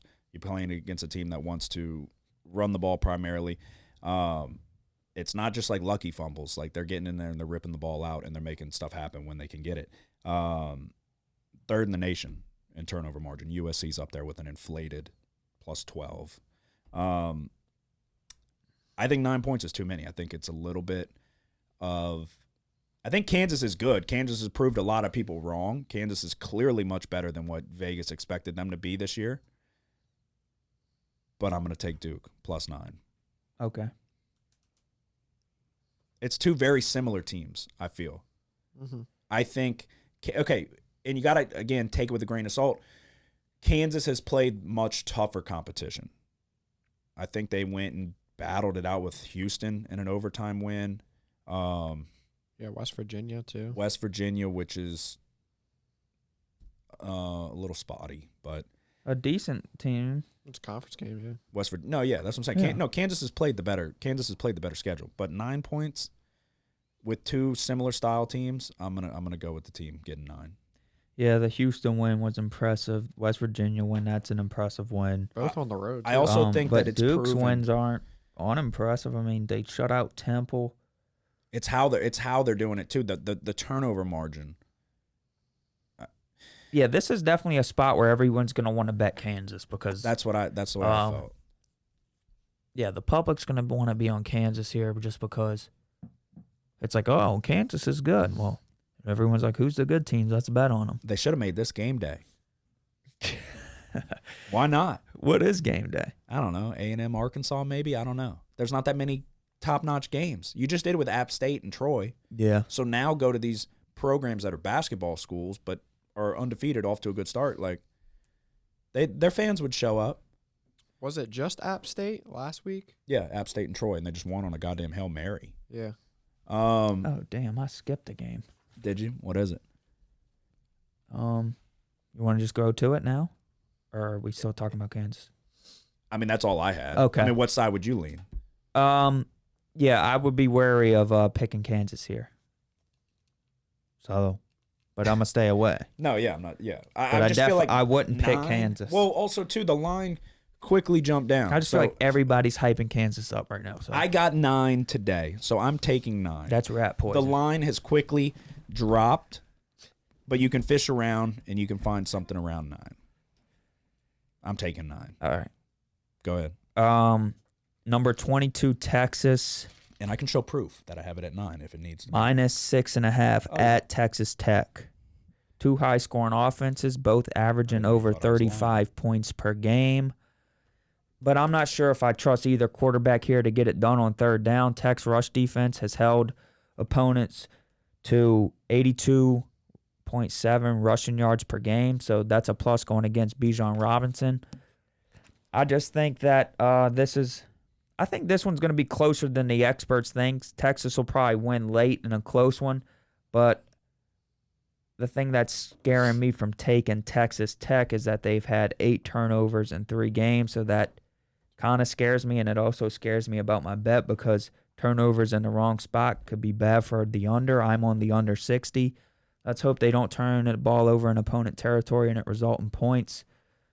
That's the only thing that worries me here. Okay. But I'm on the Texas at Texas Tech under 60. Okay. Do you feel like you're the best gambler in the country right now? I know I am. Are you confident that you're going to continue the streak? Just lean into it. Just lean into it. I feel good because I almost made my first 2 bets my lock in college. And then the Thursday night game is a little bit worrying for me, but we'll get there. But no, I'm not too worried about losing, if that makes sense. Okay, Joseph, all you have left is your lock? Correct. Okay, and you have 1 and then your lock?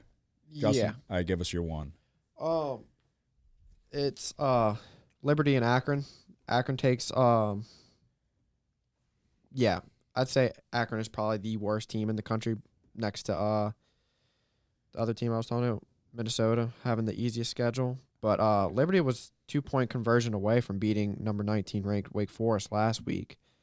And then That was impressive. yeah, that was a good game. But Akron's averaging 12 points per game while giving up 540 yards per game. The best thing that they have going for them is their passing game, but Liberty's strong suit is their secondary, defending the pass. They rank 39th in the country, only giving up 190 yards per game.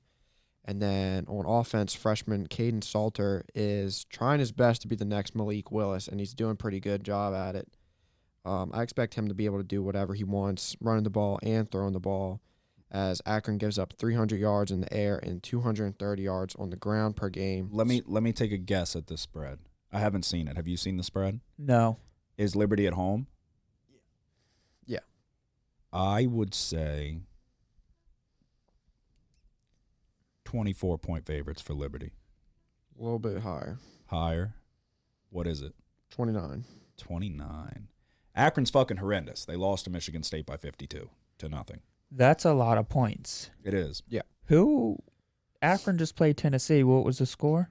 Oh, they got beat by goddamn 63-7, 6, something like that. Tennessee covered, and they were like 50 fucking 5-point favorites. Yeah, 6-63, and then they lost to Michigan State 0-52. I'm impressed that they were able to hang with Wake Forest like that. Mm-hmm. I was on Liberty It is the a week lot of before points, that though. against UAB, and they benefited from some turnovers where UAB's. I kind of felt like I was going a little higher because they're at home and Akron's gotten thrashed by everyone else. But yeah, needing 30 points to cover is a lot Yeah, and the quarterback's good. for Liberty. It might make Liberty a little bit better because it's like Malik Willis was trying to do so much. So a lot of times that resulted in Bad decisions. a little bit. He just hung on to the ball a lot, and he got away and was able to extend a lot of plays, but a lot of times it like just didn't result in positive yardage, if that makes sense. It was Yeah. like all for nothing. Incredible plays, but Yeah. so I don't know. That seems like a lot of points, but I get it. Akron's really bad. Yeah, they are terrible. So you're taking Liberty with the points. Yes. Okay. All right, so all we have left are our locks, correct? Yeah. Okay.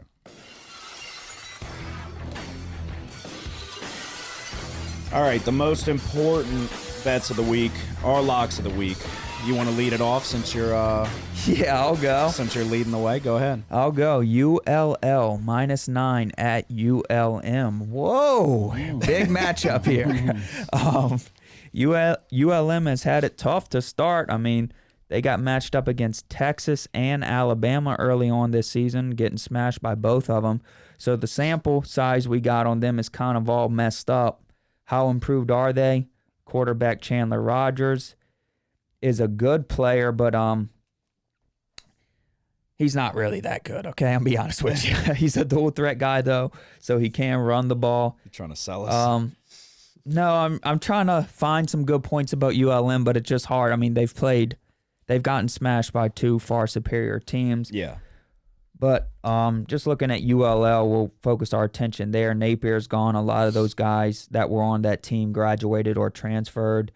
And they started off okay, running a 2-quarterback system, got 2 wins early on, but then last week they lost to Rice, who, take that for what it's worth, Rice isn't really a powerhouse. So last year, ULL won this game 21-16 in Lafayette, really close. And that was a really good UL team. UL just lost a lot. I don't think that this spread should be this wide. I think actually that ULM probably has a good chance to win this being at home. So I'm going to take ULM +9 as my lock of the week. Okay. That's the side I would lean. I actually did look at this one, believe it or not. I just don't know enough. I don't know. Yeah, I enough. mean, I don't either. So I'm taking a little bit of a shot in the dark, but I'm betting more so against UL than I am betting on ULM. And it helps that ULM's at home. All right, I'm also taking what I feel like is a little bit of a shot here, but I do feel I feel pretty good about this one. FAU versus Purdue. Purdue is 19.5-point favorites. We just saw firsthand Purdue and Syracuse battle it out. Purdue loses on a basically walk-off touchdown, heartbreaking loss. They're sitting at 1-2 with 2 really tough road losses under their belt, Penn State and Syracuse. They went toe-to-toe with a damn good Penn State team. And then, like I just said, lost to Syracuse in the Carrier Dome. A game in which they statistically, I felt like, did better. 10 of 17 on third down, 3 of 13 on third down for Syracuse. Penalties really hurt them, especially late in the game. Gave Purdue great field position and then killed themselves with their field position on the 2 kickoffs. FAU is not a good football team. N'Kosi Perry, Miami, you remember him? Yeah. He's at FAU now. Any remotely decent defense, he's not looked very good at all. They just lost 40-14 to a UCF team that is, I don't think, on Purdue's level. UCF's not a bad team. John Rice Plumlee's playing well, but I think Purdue is a step up in class. Purdue will have a field day against their mediocre defense. I think Purdue minus 19.5 is going to be my lock of the week in a bounce back spot. It's a team that came in with, I would say, relatively high expectations. Yeah. Played really two tough games, a game that they nearly could have had and probably should have. I wouldn't say should have, but very well could have had against Syracuse. And then they go toe-to-toe with the top 10 team in Penn State. Penn State's not proven me wrong, but surprised me with they're better than I thought. So, Yeah. I think Purdue could run it up on them here. Yeah, Purdue's a really good football team. Yeah, they're I like 1-2, but I just don't think that. No, that's what I'm saying. The 1 and 2, the 2 losses are road losses, 2 really tough places to play. And I mean, a top 10 football team in Penn State that, like I said, they went toe to toe with. That was not they had a chance in that game too. yeah. I don't think FAU is going to really have much of a chance to slow him down. And then N'Kosi Perry, he's like I said, he's not been not exactly been lighting it up this year. Not even Purdue's defense is better than I think the statistics suggest. No, their defense, dude. Their defense is only allowing 285 yards per game, so 194 yards through the air. FAU lost to Ohio.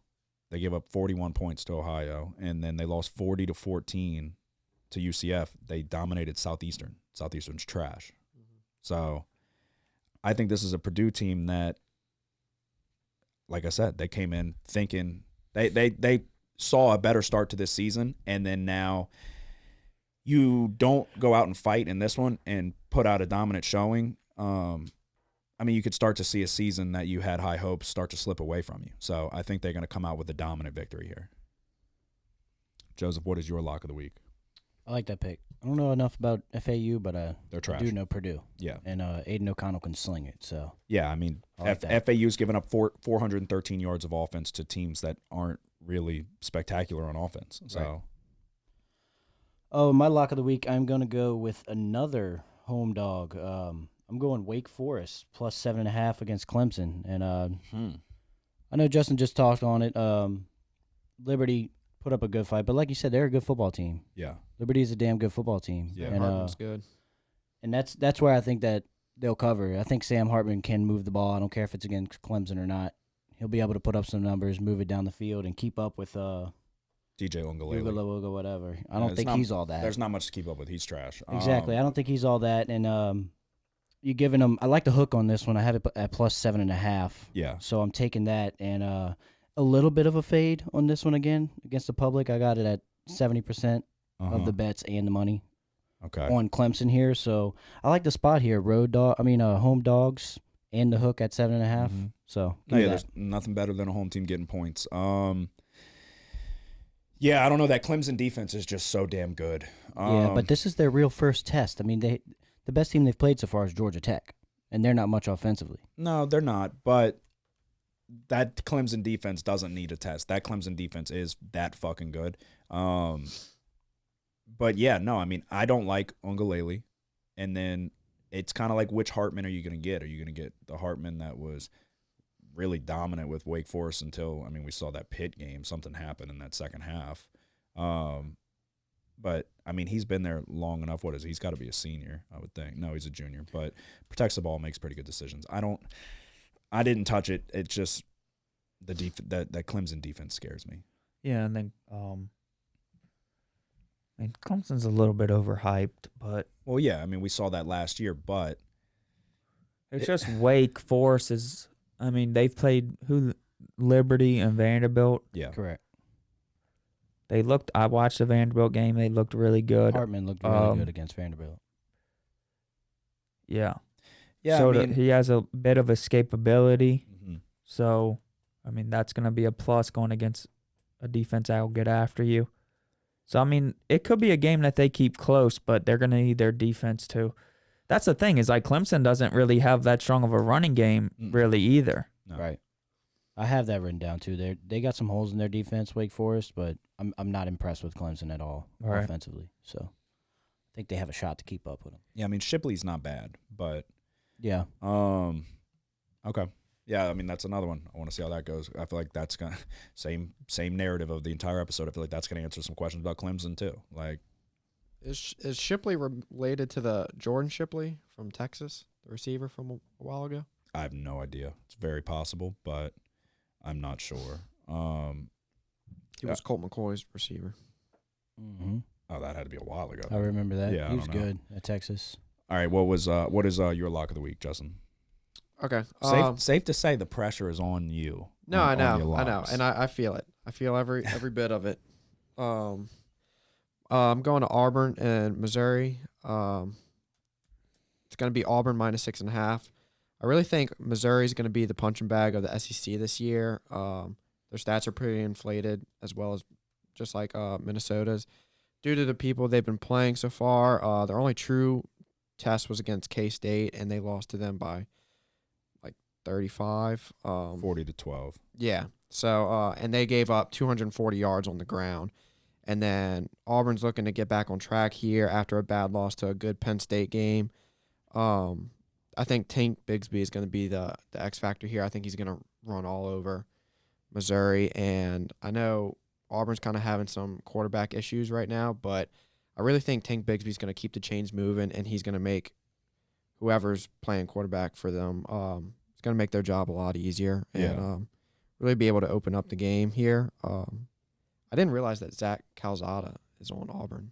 Yeah, well, he didn't beat out Finley. Yeah. And then he didn't go in when they benched Finley. So I don't know who Ashford is, but he is the one who came in against Penn State. He's a young guy, I think. Yeah, he's a freshman. True freshman, Robbie Ashford. Looks like he's got some mobility. He was 10-19, though, 144 yards, a touchdown, and a pick. This one is also going to be really interesting because Missouri is trash, but Auburn's offense is fucking terrible, dude. I hope Auburn wins this game by a lot. It's at Why is that? it's in Auburn. Oh, because LSU's going to go play Auburn. Yeah. Yeah. So, I mean, just to get wins against. For me personally, I couldn't take it just because of the question marks at quarterback. TJ Finley's played like shit. And then you don't know if they're going away from him. Are they going to Shipley or whatever the fuck his name was? Not Shipley. Ashford? Yeah, Ashford. Calzada seems to be out of the mix. So Well, another thing that's a talking point is Brian Harsin. yeah, And his future in Auburn could be settled this weekend. I mean, Booster Club members don't like him. if they lose to Missouri at home, I'm surprised that it's a 7-point spread. That's a reflection of what Vegas thinks of Missouri, obviously.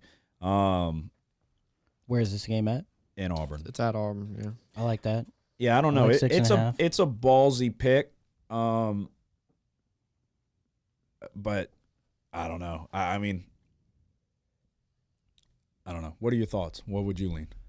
I wouldn't touch this game. I mean, either. That's what I'm saying. For a lock, it's a ballsy pick. But, I mean, you could be onto something that I just watching them against Penn State was if they don't turn the ball over fucking 5 times on their own goddamn side of the field, then the under probably hits. Yeah. But, yeah, the question marks at quarterback. I got to know who's playing quarterback. And then, I mean, either one. I don't know. It's a good Penn State defense, so it's going to be a little bit easier against Missouri. Definitely. But yeah, I don't know. We'll see.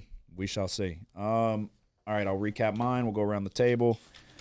Starting off on, what did I say, Thursday, got Coastal Carolina -2.5. Friday, Air Force first half -13.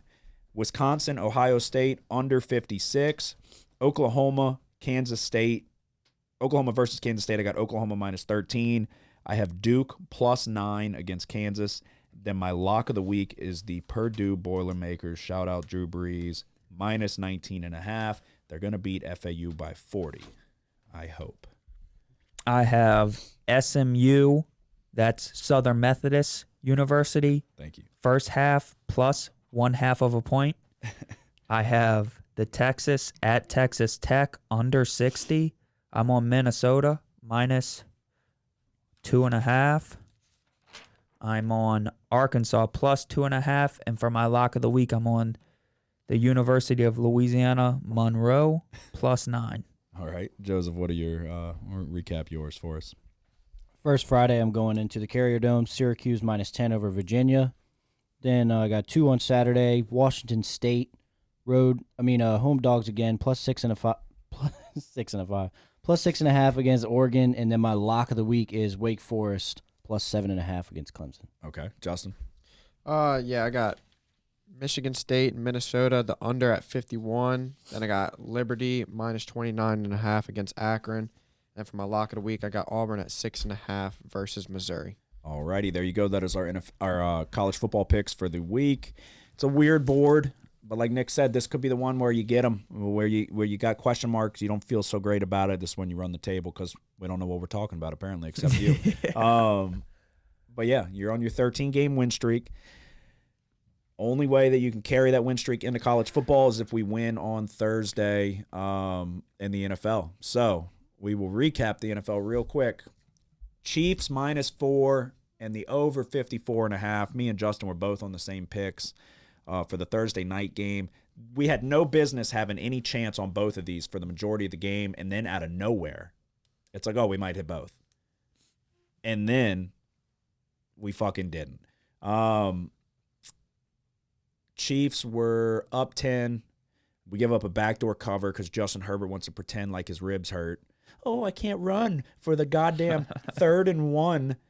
And then he can throw a goddamn dart over the middle. And then they had multiple 4th down conversions. The final one being the covering touchdown on 4th and 8. You're down 10 points. Why do you not take the field goal and then go for the onside kick? You need the onside kick regardless. Take the field goal, go for the onside kick. Don't get it, and we at least covered Chiefs -4. A game that we had no business covering either one. Then it's looking like we might hit both, and then we hit none. So, I mean, you're on your 13-game win streak, but that was kind of horseshit. Kick the field goal. Look, we had our own set of misfortunes in this game. What, the pick six? That was an incredible misfortune. That y'all's guys can catch the pick sixes, but our guys dropped 2 of them on 2 scoring drives for the Chiefs. Asante Samuel drops 2, yes, which would have probably been pick sixes. No, they would have, definitely. But got to catch it. And then you want to keep the tired tight end in, who can't even keep his mouthpiece in his mouth. He's breathing so damn hard. So, regardless, 0-2 on a Thursday, not good. Had Saints +3. We already touched on it. It is what it is. Refs got us again. Took away our best corner, and then shit went south from there. Colts -4 was my lock of the week. I don't care what anybody says. Matt Ryan. Nobody saw the Colts losing 24-0 to the Jaguars. Oh, hell no. I want to say my dad said he would have took the Jags. And I said, okay, nobody saw them. After the game? Nobody. Yeah, not before. Not before. Nobody saw them losing by 24. That surprised the hell out of me. Matt Ryan looks awful. like dog shit. He's awful. He threw 3 picks. They're like, oh, we got rid of Carson Wentz. We got Matt Ryan coming in. We've got Super Bowl hopes with a great running back, formidable, or a solid defense. Formidable is my fucking word of the episode. But regardless, Colts -4, we don't hit. Giants -2.5. The Giants are kind of good. Yeah. Scrappy football team. Lions -2. The Lions are kind of good. Lions are a scrappy football team. Grit was the theme of Hard Knocks. They've got grit. So Lions -2, they get the win. Giants -2.5, we cover there. I think by the hook or by half point. I added Vikings Eagles under 49 on Monday night. 24 points scored at halftime. I don't think there was any points scored in the second half. So it shouldn't have even been 24. The Vikings are kind of fucking morons, pretending like they're going to get the ball back before halftime and then allowing the Eagles to extend the drive and get in field goal range.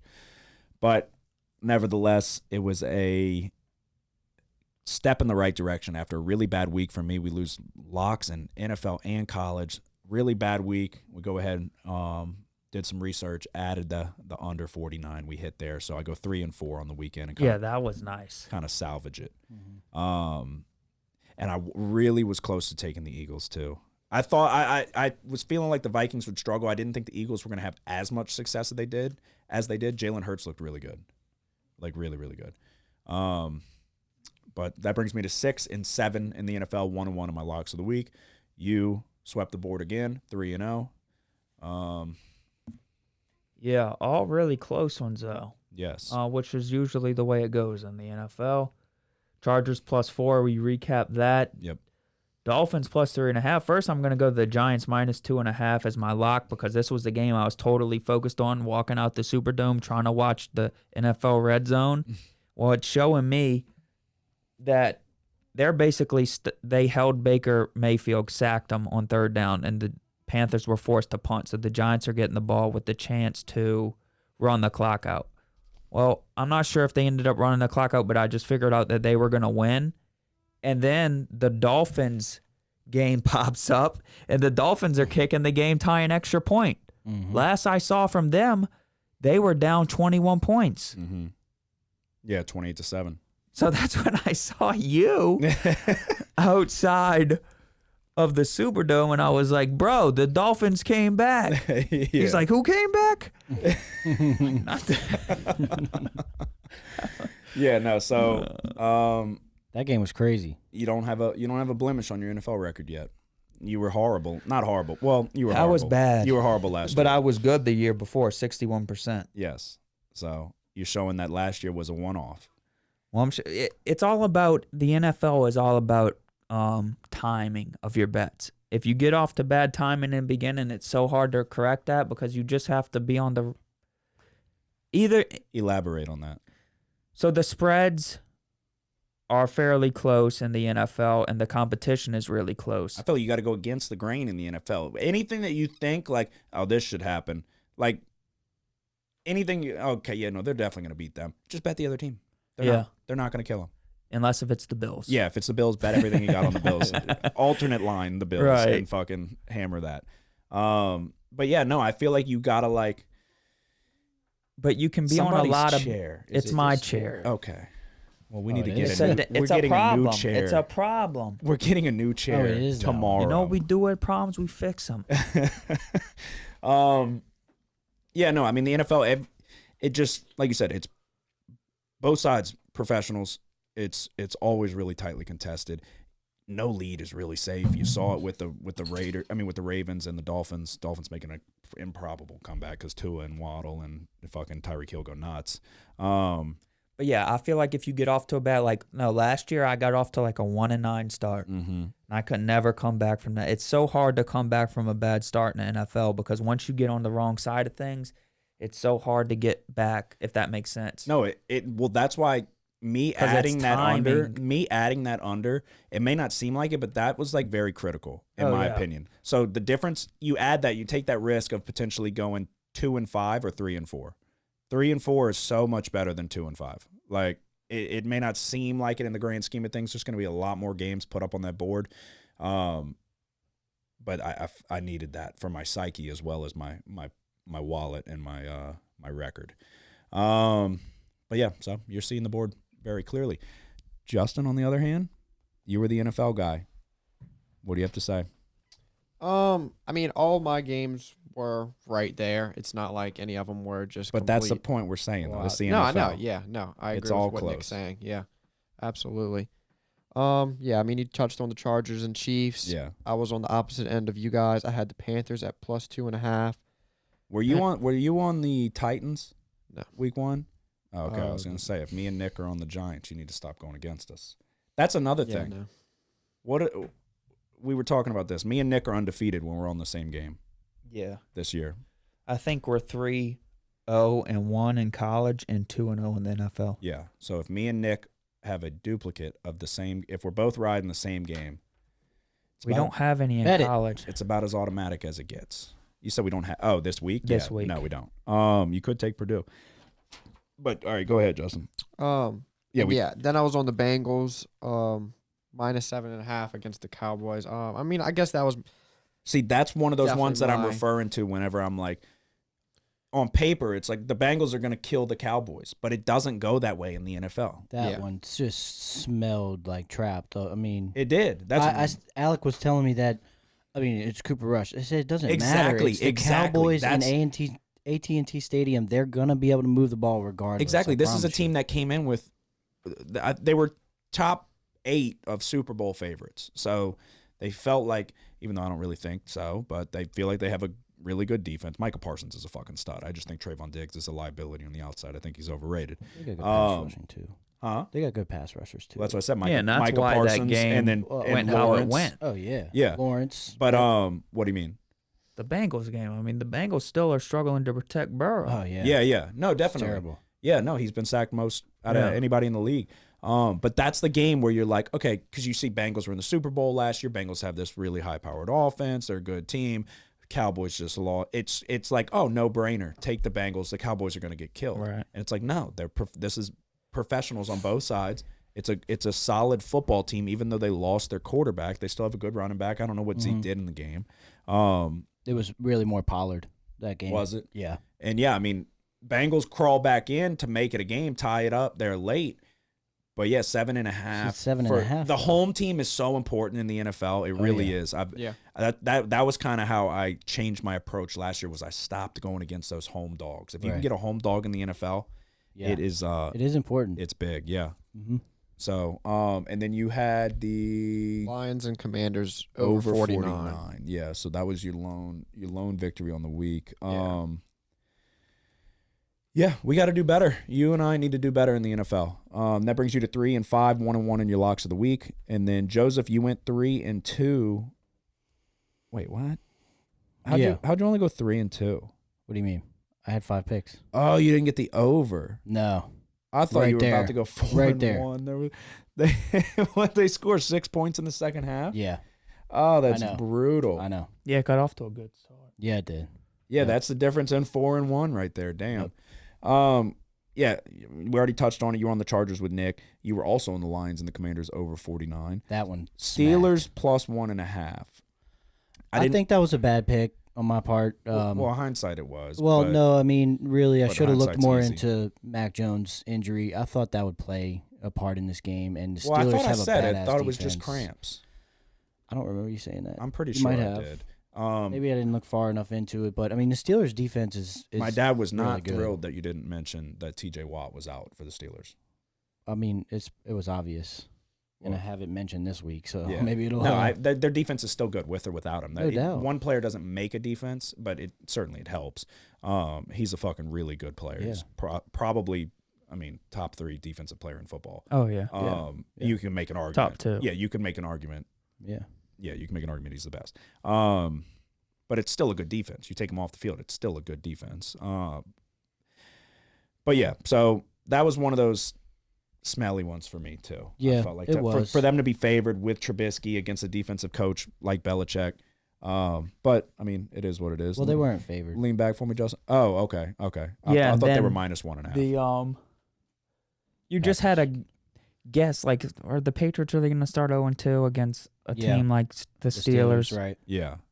And then Packers minus 9.5 was your lock of the week. That was a good pick. Rodgers was cutting up. I don't know how the over didn't hit. I just assumed that it did. Right. It should have. After seeing the first half. But so that's unfortunate. I mean, realistically, you were right there eyeing down a 4-1 start. But 3-2 is still good. You're sitting at 6-3 overall and 2-0 in your locks of the week. So Well, you and Nick are leading the charge. Do y'all think Fields scored? I didn't even watch it. I stopped Did watching anybody it. see that? Was with that- the ball? Was that Across the plane? Sunday night? I was kind of pissed. Yeah. Yes. Sunday evening game. I was. I didn't Because see that it. would have got the over for me. Oh, I think I saw a still shot of it though. It looked like he was in. Yeah. Somebody drew like a line and then Yeah. like did like one of those. He hit the Yeah. ball with the plane, right? Yeah. Yeah.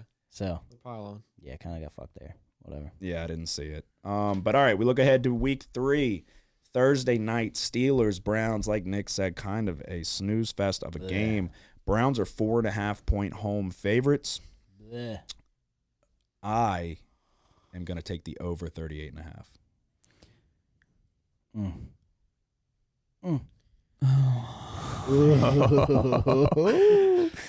It's a very low number. It is. What are you going with, This Joseph? is one of those This is one of those that scream, take the under. Take it. These offenses, blah blah blah. Defensive touchdowns are always in play. Mitchell Trubisky will get strip sacked for a scoop and score touchdown. But I mean, the Steelers. I like Najee Harris. I like Nick Chubb. You've got 2 guys that can run the ball.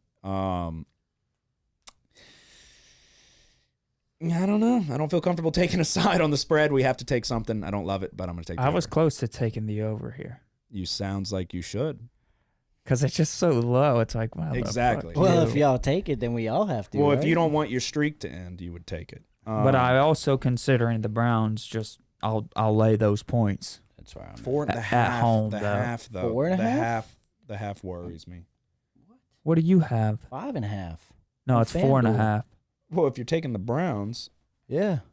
then go with the 4.5. Well, yeah, but I mean, Unless you're trying shit, to take it came the down Steelers. already. I see. I'll get you an updated look here. 4.5. Yeah. Well, yeah, I'm gonna Like take the Trubisky hasn't been. Oh, I love it. 92% of the money is on the under. Idiots. Idiots. A little bit of sharp action on the over. That's where one of my questions are this week. The over is a lock. It's not my lock. Making but it it a is lock a here? lock. No, Okay. I am not.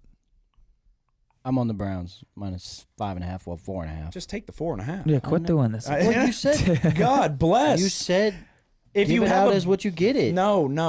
I'm saying if you can get it at a certain number, You got to take the that best is better. line. You at take the right best now. number that you can get. Okay, you can well, I got it currently today, so I guess I and should you look could every get time. it right now at 4.5. Okay, I will take it at 4.5. I know you will. So you want me to look at all of them before we start the podcast, so I know exactly what it's at? if you can find a better number, yeah. Well, yeah, I'm not looking right now before the podcast. I'm giving them out as what I get Yeah, them well, I have an iPad in front of me. We have phones. Yeah. Yes. No, take the 4.5. at. Browns 4.5 over the Steelers. No TJ Watt. They're gonna run the shit out of the ball. Chubb and Hunt.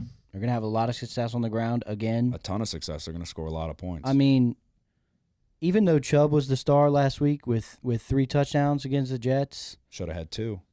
Yeah, well, Third did y'all touchdown. see Kareem Hunt run the ball? Did you see the third touchdown cost them the game? What do you mean? If he goes down and bounce, they win the game. Oh, Scored is that how it played out? Yeah, at the scored a end? touchdown. Jets No scored, way. got the ball back, scored again. See ya. They scored twice. Sayonara. They Yeah. did. Well, Hunt too. Hunt is a monster. I mean, Yeah, he was no, he's breaking very good. tackles left and right. The Steelers are not. I mean, they're a good defense, but without T.J. Watt, I think that hurts against both of these running backs. So give me the Browns minus 5.5, Okay. 4.5. Sorry. I know. Jesus Christ. Are you on this one as well? What are you taking? I'm going with the over. The over 38.5. Put me down for the over, damn it. Let's ride. What are you on, Justin? I have 2 of them. I got Browns first half minus 2.5, and then I have the Browns minus 4.5 full game. Jesus Christ. I like it. I did have it at 4, but This game's there's I going like to that be first half. 60 points scored here. Like last week. I'm going to be honest. Jets? The first half full I mean, game. if the Jets can do it, why can't Yeah. the Steelers? The first Joe half. Flacco's better than Mitchell Trubisky. The first half full game is ballsy. Trubisky's got wheels. Flacco doesn't. What are your thoughts on? Flacco's still mobile. He's going first half full game on the Browns. I like that. This Yeah, is- it's kind of a spot where they kind of blew it against the Jets last week. I don't know. This is still. I'm just going with the over Yeah. 38.5 just Okay. because it's I'm adding that. Okay. this is 2022, not 1984. Yes. So I'm going over 38. Yes. Okay. I am going to take the Giants again. They're going 3-0 to start. They're going 3-0 against the spread. Minus 2.5 at home against the Cowboys. Cowboys are 6 of 25 on third down this year. That's about the extent I got. I really like the Giants. I think the Giants are good. I think the Giants are eyeing down their best start in recent memory. Is Thibodeau going to make his debut? I think he's leaning towards it. So, Well, that would just be a plus, Yeah. They're already got a good defense. no, yeah, definitely. I am I'm going to go ahead and take the Giants here. Can they go 3-0 to start? I like them. I was talking about their secondary. I've been talking about the Giants for years. I've been saying I think the Giants are leaning in the right direction, and they're showing it this year. That's Monday night. That is. It's going to be a big game. You start off the season 3-0 against the spread. This is you and the Eagles yeah, exactly. racing for the finish line. Exactly. So, we just saw Dallas pull out the 3-point win over the Bengals, but they're not really doing very well on third down. Contain Zeke, get them in 3rd and 7, 3rd and 8. They live there. Cooper Rush is not going to really move the chains for you too much. Yeah. Go ahead. Give me the Giants. What is your first Sunday game or Monday? You riding the Giants again? The Chiefs at the Colts. Okay. This is what I had questions I'm about. taking the Colts here. Okay. Plus 6.5 at home. Are the Colts really this bad? I don't know. I see 7, just for the record. Okay, well, I'll take them plus 7 then. But yeah, that's my play. Okay. I think that it's just one of those things where we're talking about going against the grain. The Chiefs, Mahomes is showing that he'll put the ball in I was danger. just about to So say that. that could be a factor here. Yes. Clearly, the Colts need to run the ball. They need to get that going. Just because the Colts got beat 24-0 is why I'm taking them right here. Yeah.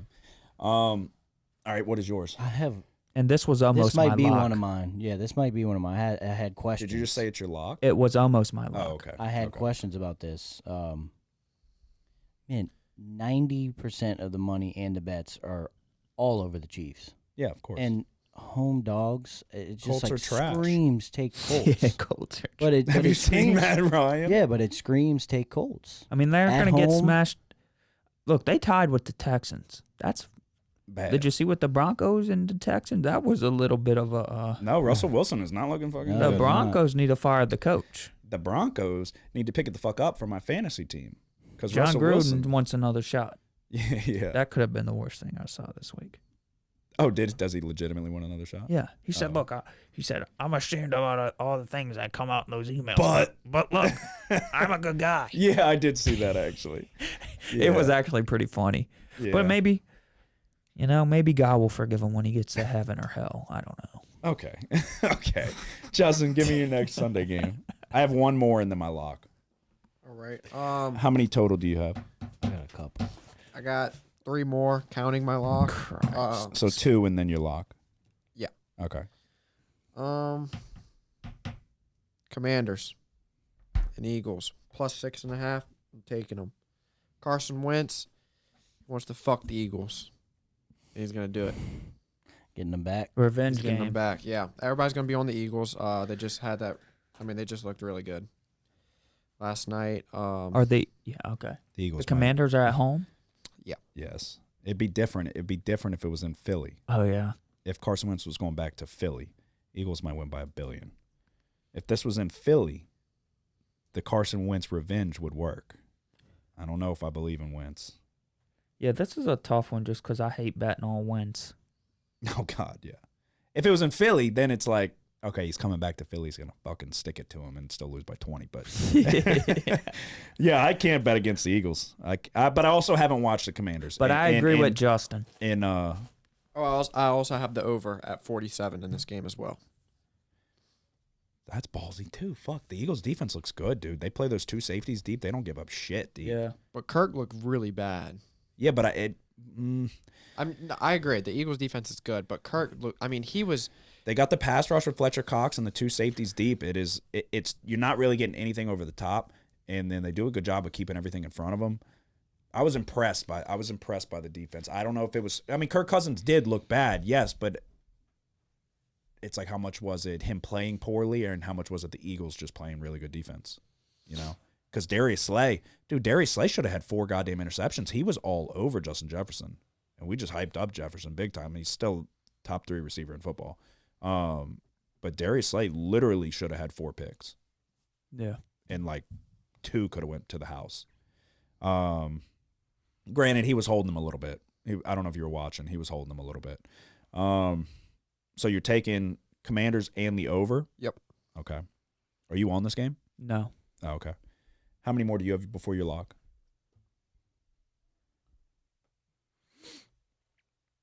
3. 3? All right. I'm not. For the record, I'm not taking that Chiefs and Colts. Oh, okay. Probably smart. All right. Give me your next one. My next one is the Pats +3 against the Ravens at home. Again, all the money in the bets are all over the Ravens. So give me Belichick at home as a home dog. I'll take that all day. Okay, so with the money and all of that, you can't. I get what you're saying. can't and fade them every it is time, yeah, I get exactly. that. It is a good rule to abide by, but sometimes the public is correct. Right. I'm not on it, so I can't This is what I wanted to I ask would y'all. lean Ravens though, just because of the bad loss, and Lamar looks so goddamn good. He does. I feel like I would lean Ravens. I think I don't have too much on it, and I don't have a play on it, so I'm not going to sit here and nitpick your decision. Just the fact that they lost that game against the Dolphins makes me kind of lean Baltimore. I don't know about you. But this is what I wanted to ask about the KC and the Colts. It's like, what does that tell you? Like, obviously, they should win by 7. The Chiefs should obviously win by 7. After looking at what has transpired with the Colts so far this season. Right, but you got to But shouldn't that scare you away from taking them? 90% of the money. And So the how does bets that being- correlate into the Ravens Patriots? It's the same deal. I know the Patriots haven't looked as bad, but Yeah. still, the 90% of the money and the bets all over the Ravens. People obviously think they're going to bounce back. Yeah. Patriots at home, home dogs. Belichick. It screams take the Patriots plus 3. it does. And that's why I think it screams take the Colts plus 6.5. It's just the plus 7. Patriots. The Colts have looked really bad though. Horrible. Right, and the Ravens haven't looked really bad. I get that. You just know that teams in the NFL aren't actually that bad. Yeah. Like the Yeah. Colts Right. aren't actually Exactly. 24 points worse than the Jaguars. We know that's true, Yeah, definitely. even though that's what happened. Right. All right, my next one is I'm taking the Cardinals plus 4 at home. Cardinals figured something out in overtime there against the Raiders. And another, much like the Dolphins, improbable comeback for the Cardinals. I think the Rams are still good, but this is divisional matchup at home, getting 4. Kyler Murray looked goddamn good in that fourth quarter. Yeah, he did. They kind of found a little bit of a running game. And Stafford puts the ball up for grabs. He still does every game. So I'm gonna take the Cardinals getting points. I feel like it was right there. Kingsbury was getting fired at some point in this season if they fucking lost that game against the Raiders. But that's gonna revamp them. They're going on a run. You're gonna have to see Kingsbury a little bit longer. Kingsbury's bitch. All right, you have just your lock left? Yeah. My bad. I forgot to mention one of the other picks was in that game as well. Under 43.5. Patriots Ravens. Okay. Justin, how many more do you have before your lock? One more. Okay, go ahead. Lions plus 6.5 against the Vikings. I don't like Justin trying to hop on our Lions train. Well, I guess it's my Lions train because I was on him week 2. I was on him week 1. But I was on him week 1 and 2. Oh. I was on them week 2. No, you weren't. You were on the over. Lions games. I'm gonna look be over. honest. I thought about it. I don't love it. I don't like it either. Divisional matchup at home. Vikings just got shit on. The Lions are not bad, but the Lions are not good. No, I hate it. I don't. I hate it. I'm sorry. It's okay. All right. Give me, how many more do you have before you I lock? just have one before the lock. Okay, what is it? Tennessee and Raiders. I'm going to go over 46.5. I know we don't think anything of Tennessee, obviously, after seeing last night. Yeah. But I think Derrick Henry will bounce back. Maybe it's a little bit because he's on one of my fantasy teams. It might have something to do with it. But I think he bounced back. I think he's going to have one of those 100, 120-yard rushing games. They're going to be able to move the ball. The Raiders' defense is not that bad, but they're nothing to write home about. And I think offensively they'll definitely be able to keep up. Probably score more than Tennessee. You're taking the Raiders? And so I'm taking the over 46.5. Raiders about to bounce back. Raiders are better than the record. Yeah, they'll score. You score this just have game. your lock. Yeah. Okay, I got to get this out. I can't do it anymore. The Colts, the easiest fucking bet of all time. You said it. It screams. What did I write? Colts. I'm sorry for taking Take the glory. the Colts at home, getting 7 points. Mark it down. I'm on It's it. the easiest bet ever because he said it. They just got beat by $1 billion to the team that picked, what they pick, fucking first? And then they beat the Colts by 24. You've got the Chiefs marching in. The Chiefs should win this game by 100, but they'll win by 4. Why? I don't fucking know. No, Vegas. the Colts might win outright. The Colts are going to cover this spread. He literally said, he's like, it screams, the money, blah, blah, blah. It screams to take the Colts. I literally wrote, this screams to take the Colts. Take the Colts. +7. Lock of the week. You're over there. You're like, this was almost my lock. I'm like, not that good of a pick. I was like, Matt Ryan sucks. The Colts are going to fucking trounce the Chiefs. Colts +7 at home. This is a team that came in, or they're not 0-2. They're 0-1-1. They came in with high expectations. Is Shaquille Darius Leonard coming back? I really hope, but if he's not, I don't care. This is the easiest bet on the board. Take the Colts with the points +7. I'm on it now. I was trying really hard. I was like, no, I wouldn't do You were it. like, Joseph, shut the fuck up. Well, he's like, all the money's on the Chiefs. I'm like, yeah, Matt Ryan sucks. I'm like, stop telling everybody. I had to get it off my chest. It's the easiest bet of all time. Colts +7. All right, what's your lock? This is why I agreed with the Commanders bet. Because everybody wants to say fly, Eagles, fly. Well, I say die, Eagles, die. I'm not on that game, but I'm on a different. Wait, what? Come on, dude. You got to get on it now. I'm on a different game in the NFC East. The Cowboys at the Giants. No, I'm going with the Giants again as the let's lock. go. The Giants are going Let's 3-0, go. not the Eagles.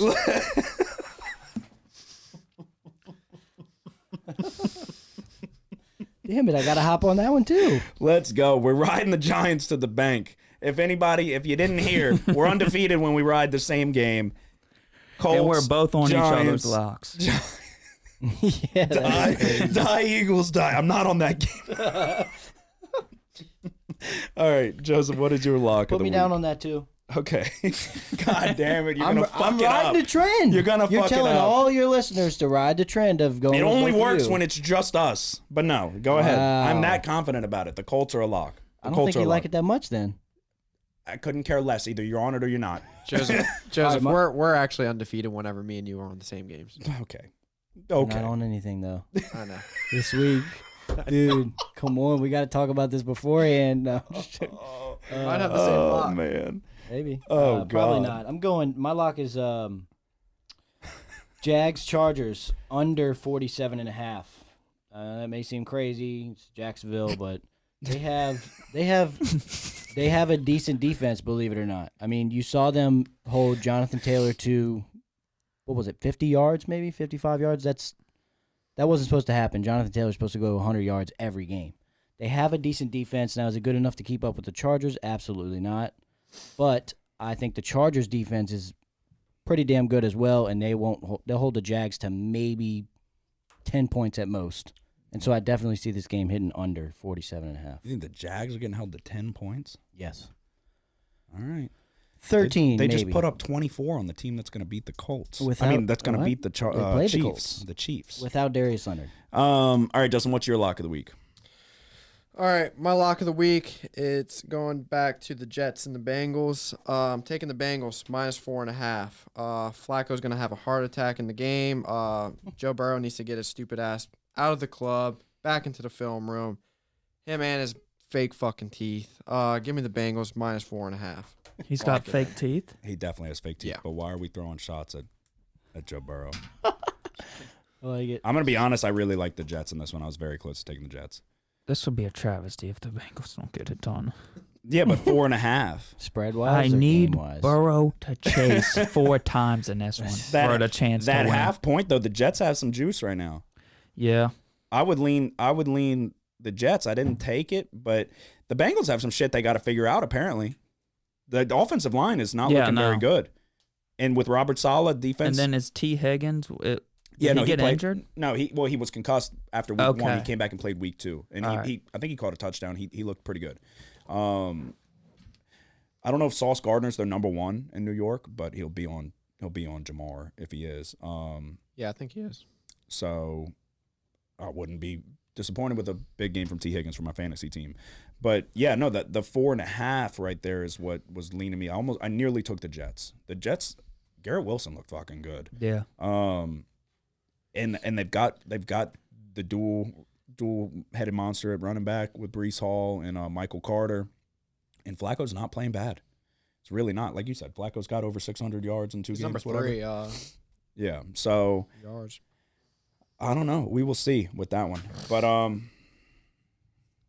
right. Recap mine Thursday. That's everybody, right? Yeah. Thursday, Browns Steelers over 38.5. Giants minus 2.5 on Monday night. Cardinals plus 4 at home against the Rams. And then the easiest bet we will have this year, the Colts plus 7. Jonathan Taylor goes for 225 rushing yards, 3 touchdowns. I'm on Steelers at Browns over 38.5. I'm on the Colts plus 7. And I'm on the Giants minus 2.5 as my lock again. Joseph? I'm on a lot here. Thursday night, I got the Browns minus 4.5 over the Steelers. I'm also on the over 38.5. Then the Pats plus 3 against the Ravens. Also the under 43.5 that game. And then I'm going Titans, Raiders over 46.5. Colts plus 7 against the Chiefs. Giants minus 2 against the Cowboys. And my lock of the week is Jags, Chargers under 47.5. Okay, Justin? All right. Thursday night, I got the Browns first half minus 2.5 against the Steelers. And then I have the full game at minus 4.5. Then on Sunday, I got the Lions plus 6.5 against the Vikings. Then I have the Commanders plus 6.5 against the Eagles and the over at 47. And then for my lock of the week, it's going to be the Bengals minus 4.5 against the Jets. Okay. There you go. NFL Week 3 picks in the books. Joseph and Nick are leading the way. Specifically, Nick sitting at 6-0 in the NFL. See if the streak can continue. Last thing to do, top 3 candy bars. Candy bars or chocolate bars? I guess it's the same thing. I did chocolate. Yeah. Yeah, I mean they all fall under the same category. I don't know what. I mean, yeah. Is there a candy bar that's not a chocolate bar? I don't know. I guess Payday doesn't technically have chocolate on it. It's just peanuts and whatever caramel. Yeah. All right. I'll go first. Top 3, starting from 3 to 1. Number 3, the Twix bar. Left Twix, right Twix. Hate the fucking commercials. They're both the same thing. What about white Twix? No. Isn't that a rapper? I'm just kidding. Yeah, no. Number 2. So you got Twix bar at 3. Number 2 could have been number 1, but number 2, the cookies and cream crunch bar. The Hershey's? Yeah. Yes. Not crunch bar. Yeah, cookies and cream Hershey's Hershey's, chocolate yeah. bar. Nice. All time could be number 1. Number 1, the Milky Way. The Milky Way is far and away the best chocolate bar. It's like a Snickers without the peanuts. I don't like nuts. Milky Way is, you could eat half of a Milky Way and you feel like you don't need the full Milky Way because it's so filling, but you eat it anyway because it's that good. But what other chocolate bar can you eat 2 bites of and be like, damn, that was fucking good. I feel fulfilled. But I still have 3/4 of this chocolate bar left. But you're going to eat it Of course you're going to eat it. regardless. Yeah. You're a caramel guy? Oh, yeah. Yeah. Yeah, the Milky Way is far and away the number 1 candy bar of all time. Does M&M's count? Is that technically M&M's chocolate? bar? No. It's not a candy bar. No. It's not a candy bar All or a right, chocolate bar. Whatever. I'll piss y'all off, really. I'm going 3 Musketeers. Oh, see, something happened with the 3 Musketeers. I used to love. They are. Yeah. No, something happened though. You eat I it haven't now. had them in a while. You eat it now. I mean, I haven't had one in quite a while either. But as a kid, 3 Musketeers was up there. That nougat center. Yeah. Well, it's all nougat. Nougat is really fucking good if done correctly. They switched the recipe. Something's different about the 3 Musketeers along the way. So if we're talking pre-2008 3 Musketeers, I could see that falling in at number 3. Okay. Post 2008, I'm telling you, go get one. Something's wrong. Somebody out there has one frozen in time from 2008 and before, and I promise you it tastes different. Number 2, I'm going with Kit Kat. Kit Kat's underrated. And then I know number 1, I know y'all are going to hate this, and so is everybody else in the world, but I love me a Heath bar. Oh, no. Yeah. I feel like I knew that. Oh. I used to always fucking get Heath bars. and everyone else in the world. He's been getting shit for it his whole life. Yeah, I can't get behind that. Can't get behind that at all. All right, Joseph. 3-1. I'm right there with you on number 3. The Hershey's cookies and cream. The My white number one. 3 was the Twix. Well, I mean, okay. You're not right there. You're not right there with And then number 2, Reese's peanut butter cups. The mini They- ones are better, but I didn't I- think that constitute as a candy. Well, see, I even looked it up. No, I would say the peanut butter And cups. it- the peanut butter cups. they fall in there. listed it as a candy It's in the bar. candy bar section, and but it's, the mini one, what mini one? Oh, you're talking about in like the bag? Why'd you just say Dude. it Yeah, like that doesn't that? count. bussin'. What's the? What the fuck was that? What, dude? Something's gotten into you. It's those What the fuck Instagram is videos. going on? It's those Instagram videos. Bussin'. Yeah. Dude, The that hell one was I that? showed you was quite possibly the most disturbing one I've ever seen. Oh shit. Are you talking about the toothpaste? No, he didn't No, show us that one. the All right, one- all right. All right, Come hey, on. number 1, Twix. Can't argue with it. Or I can, but can't. Milky Way didn't even make the top 3. What? On the way home, go get it. What do you mean what? No. Go. Yeah, they literally made an entire portion of the "This Is the End" movie centered around who gets to eat the Milky Way bar. If you took a poll, not even my number 1, if you took a poll, Reese's peanut butter cups or fucking Milky Way, I'm gonna say at least 75% of the nation would say Reese's peanut butter cups. No, because there's a lot of people that What? aren't big on peanut butter. What? It's an allergy, dude. Yeah, Dude, idiot. I don't give a shit. I Make the guarantee poll. you. If we took a poll and hit you in the head, you still wouldn't get it. Reese's or Milky Way? All right, Justin. Which one what would is you your- choose, Reese's or Milky Way? I don't know, dude. Yeah, exactly. Because he knows he'd choose the fucking Reese's. All right, buckle up for this one, Justin. Give us your top 3. My ice cream one was pretty good. I know. Well, I had a says He's good throwing ice cream. disrespect. yeah, he's probably likes Thin Mints. That's a kid. Are you going with the zero bar? 0 bar. Oh God. It's the worst one. No, it is. It's so I've fucking never even bad. heard of that. It's the silver one with the blue on it. It's the worst one of all time. It's called 0 bar? Yeah, literally. Go ahead, Justin. 3-1. Number 3, Heath Bar. Okay. Nice. Nick's got nothing to say about that. You ever had the minis? The mini Heath Yeah. Bar? Yeah. Throw them in the freezer. Oh, yeah? It's already hard enough for me, man. Yeah. All right. Well, Reese's Cake 5. Dick. Such a dick. Yeah, I mean, if you want to shatter your fucking teeth, go ahead. It's already hard enough It's for already me. hard enough. You ever throw them in the freezer for 3 hours and then just take them out and dive right in? All right, number 2. Reese's Take 5 Bar. It's Oh, Reese's yes. Bar, and it's got the little Dude. the pretzels and the peanuts and shit. Yep. I And can it- get behind that. Those Yep, are fire. really good. And number 1, to match up with my ice cream, the Twix Bar. Yeah. Yeah, I mean, they just Nothing wrong with that. the whole left Nothing Twix, wrong with right Twix. Twix thing What? doesn't make sense. Oh. It's the well, same fucking thing. It is. Yeah, I mean, how did they... What made them think of that? Like, why didn't Well, Kit they're Kat do they're that? just coming up. Yeah, they're just coming up with commercials. So people can argue about which Twix is better, and while everyone just gets big and fat. Yeah, and diabetes. Just flip it around. Oh, it's a left Twix, right Right. Twix. Flip it around. Now it's the right Twix, left Twix. Any honorable mentions? Mhm. Go ahead. I got a couple. Go ahead. Kit Kat is one of my Yeah, I would honorable put that up there mentions. definitely. Obviously, Snickers. Oh, you want to talk about? Yeah. So Surprised that wasn't on anybody's list. I'm Snickers. not a big peanuts guy. That's what I said. But yeah, I mean that's another one of those like it's like you feel like you're eating a fucking meal when you eat a Snickers. Yeah. White chocolate Kit Kat minis in Yeah? the bag from CVS. So fucking good. Huh. Haven't had them in a while though. Haven't had anything good in a long time. I had 2 more. Nestle Crunch.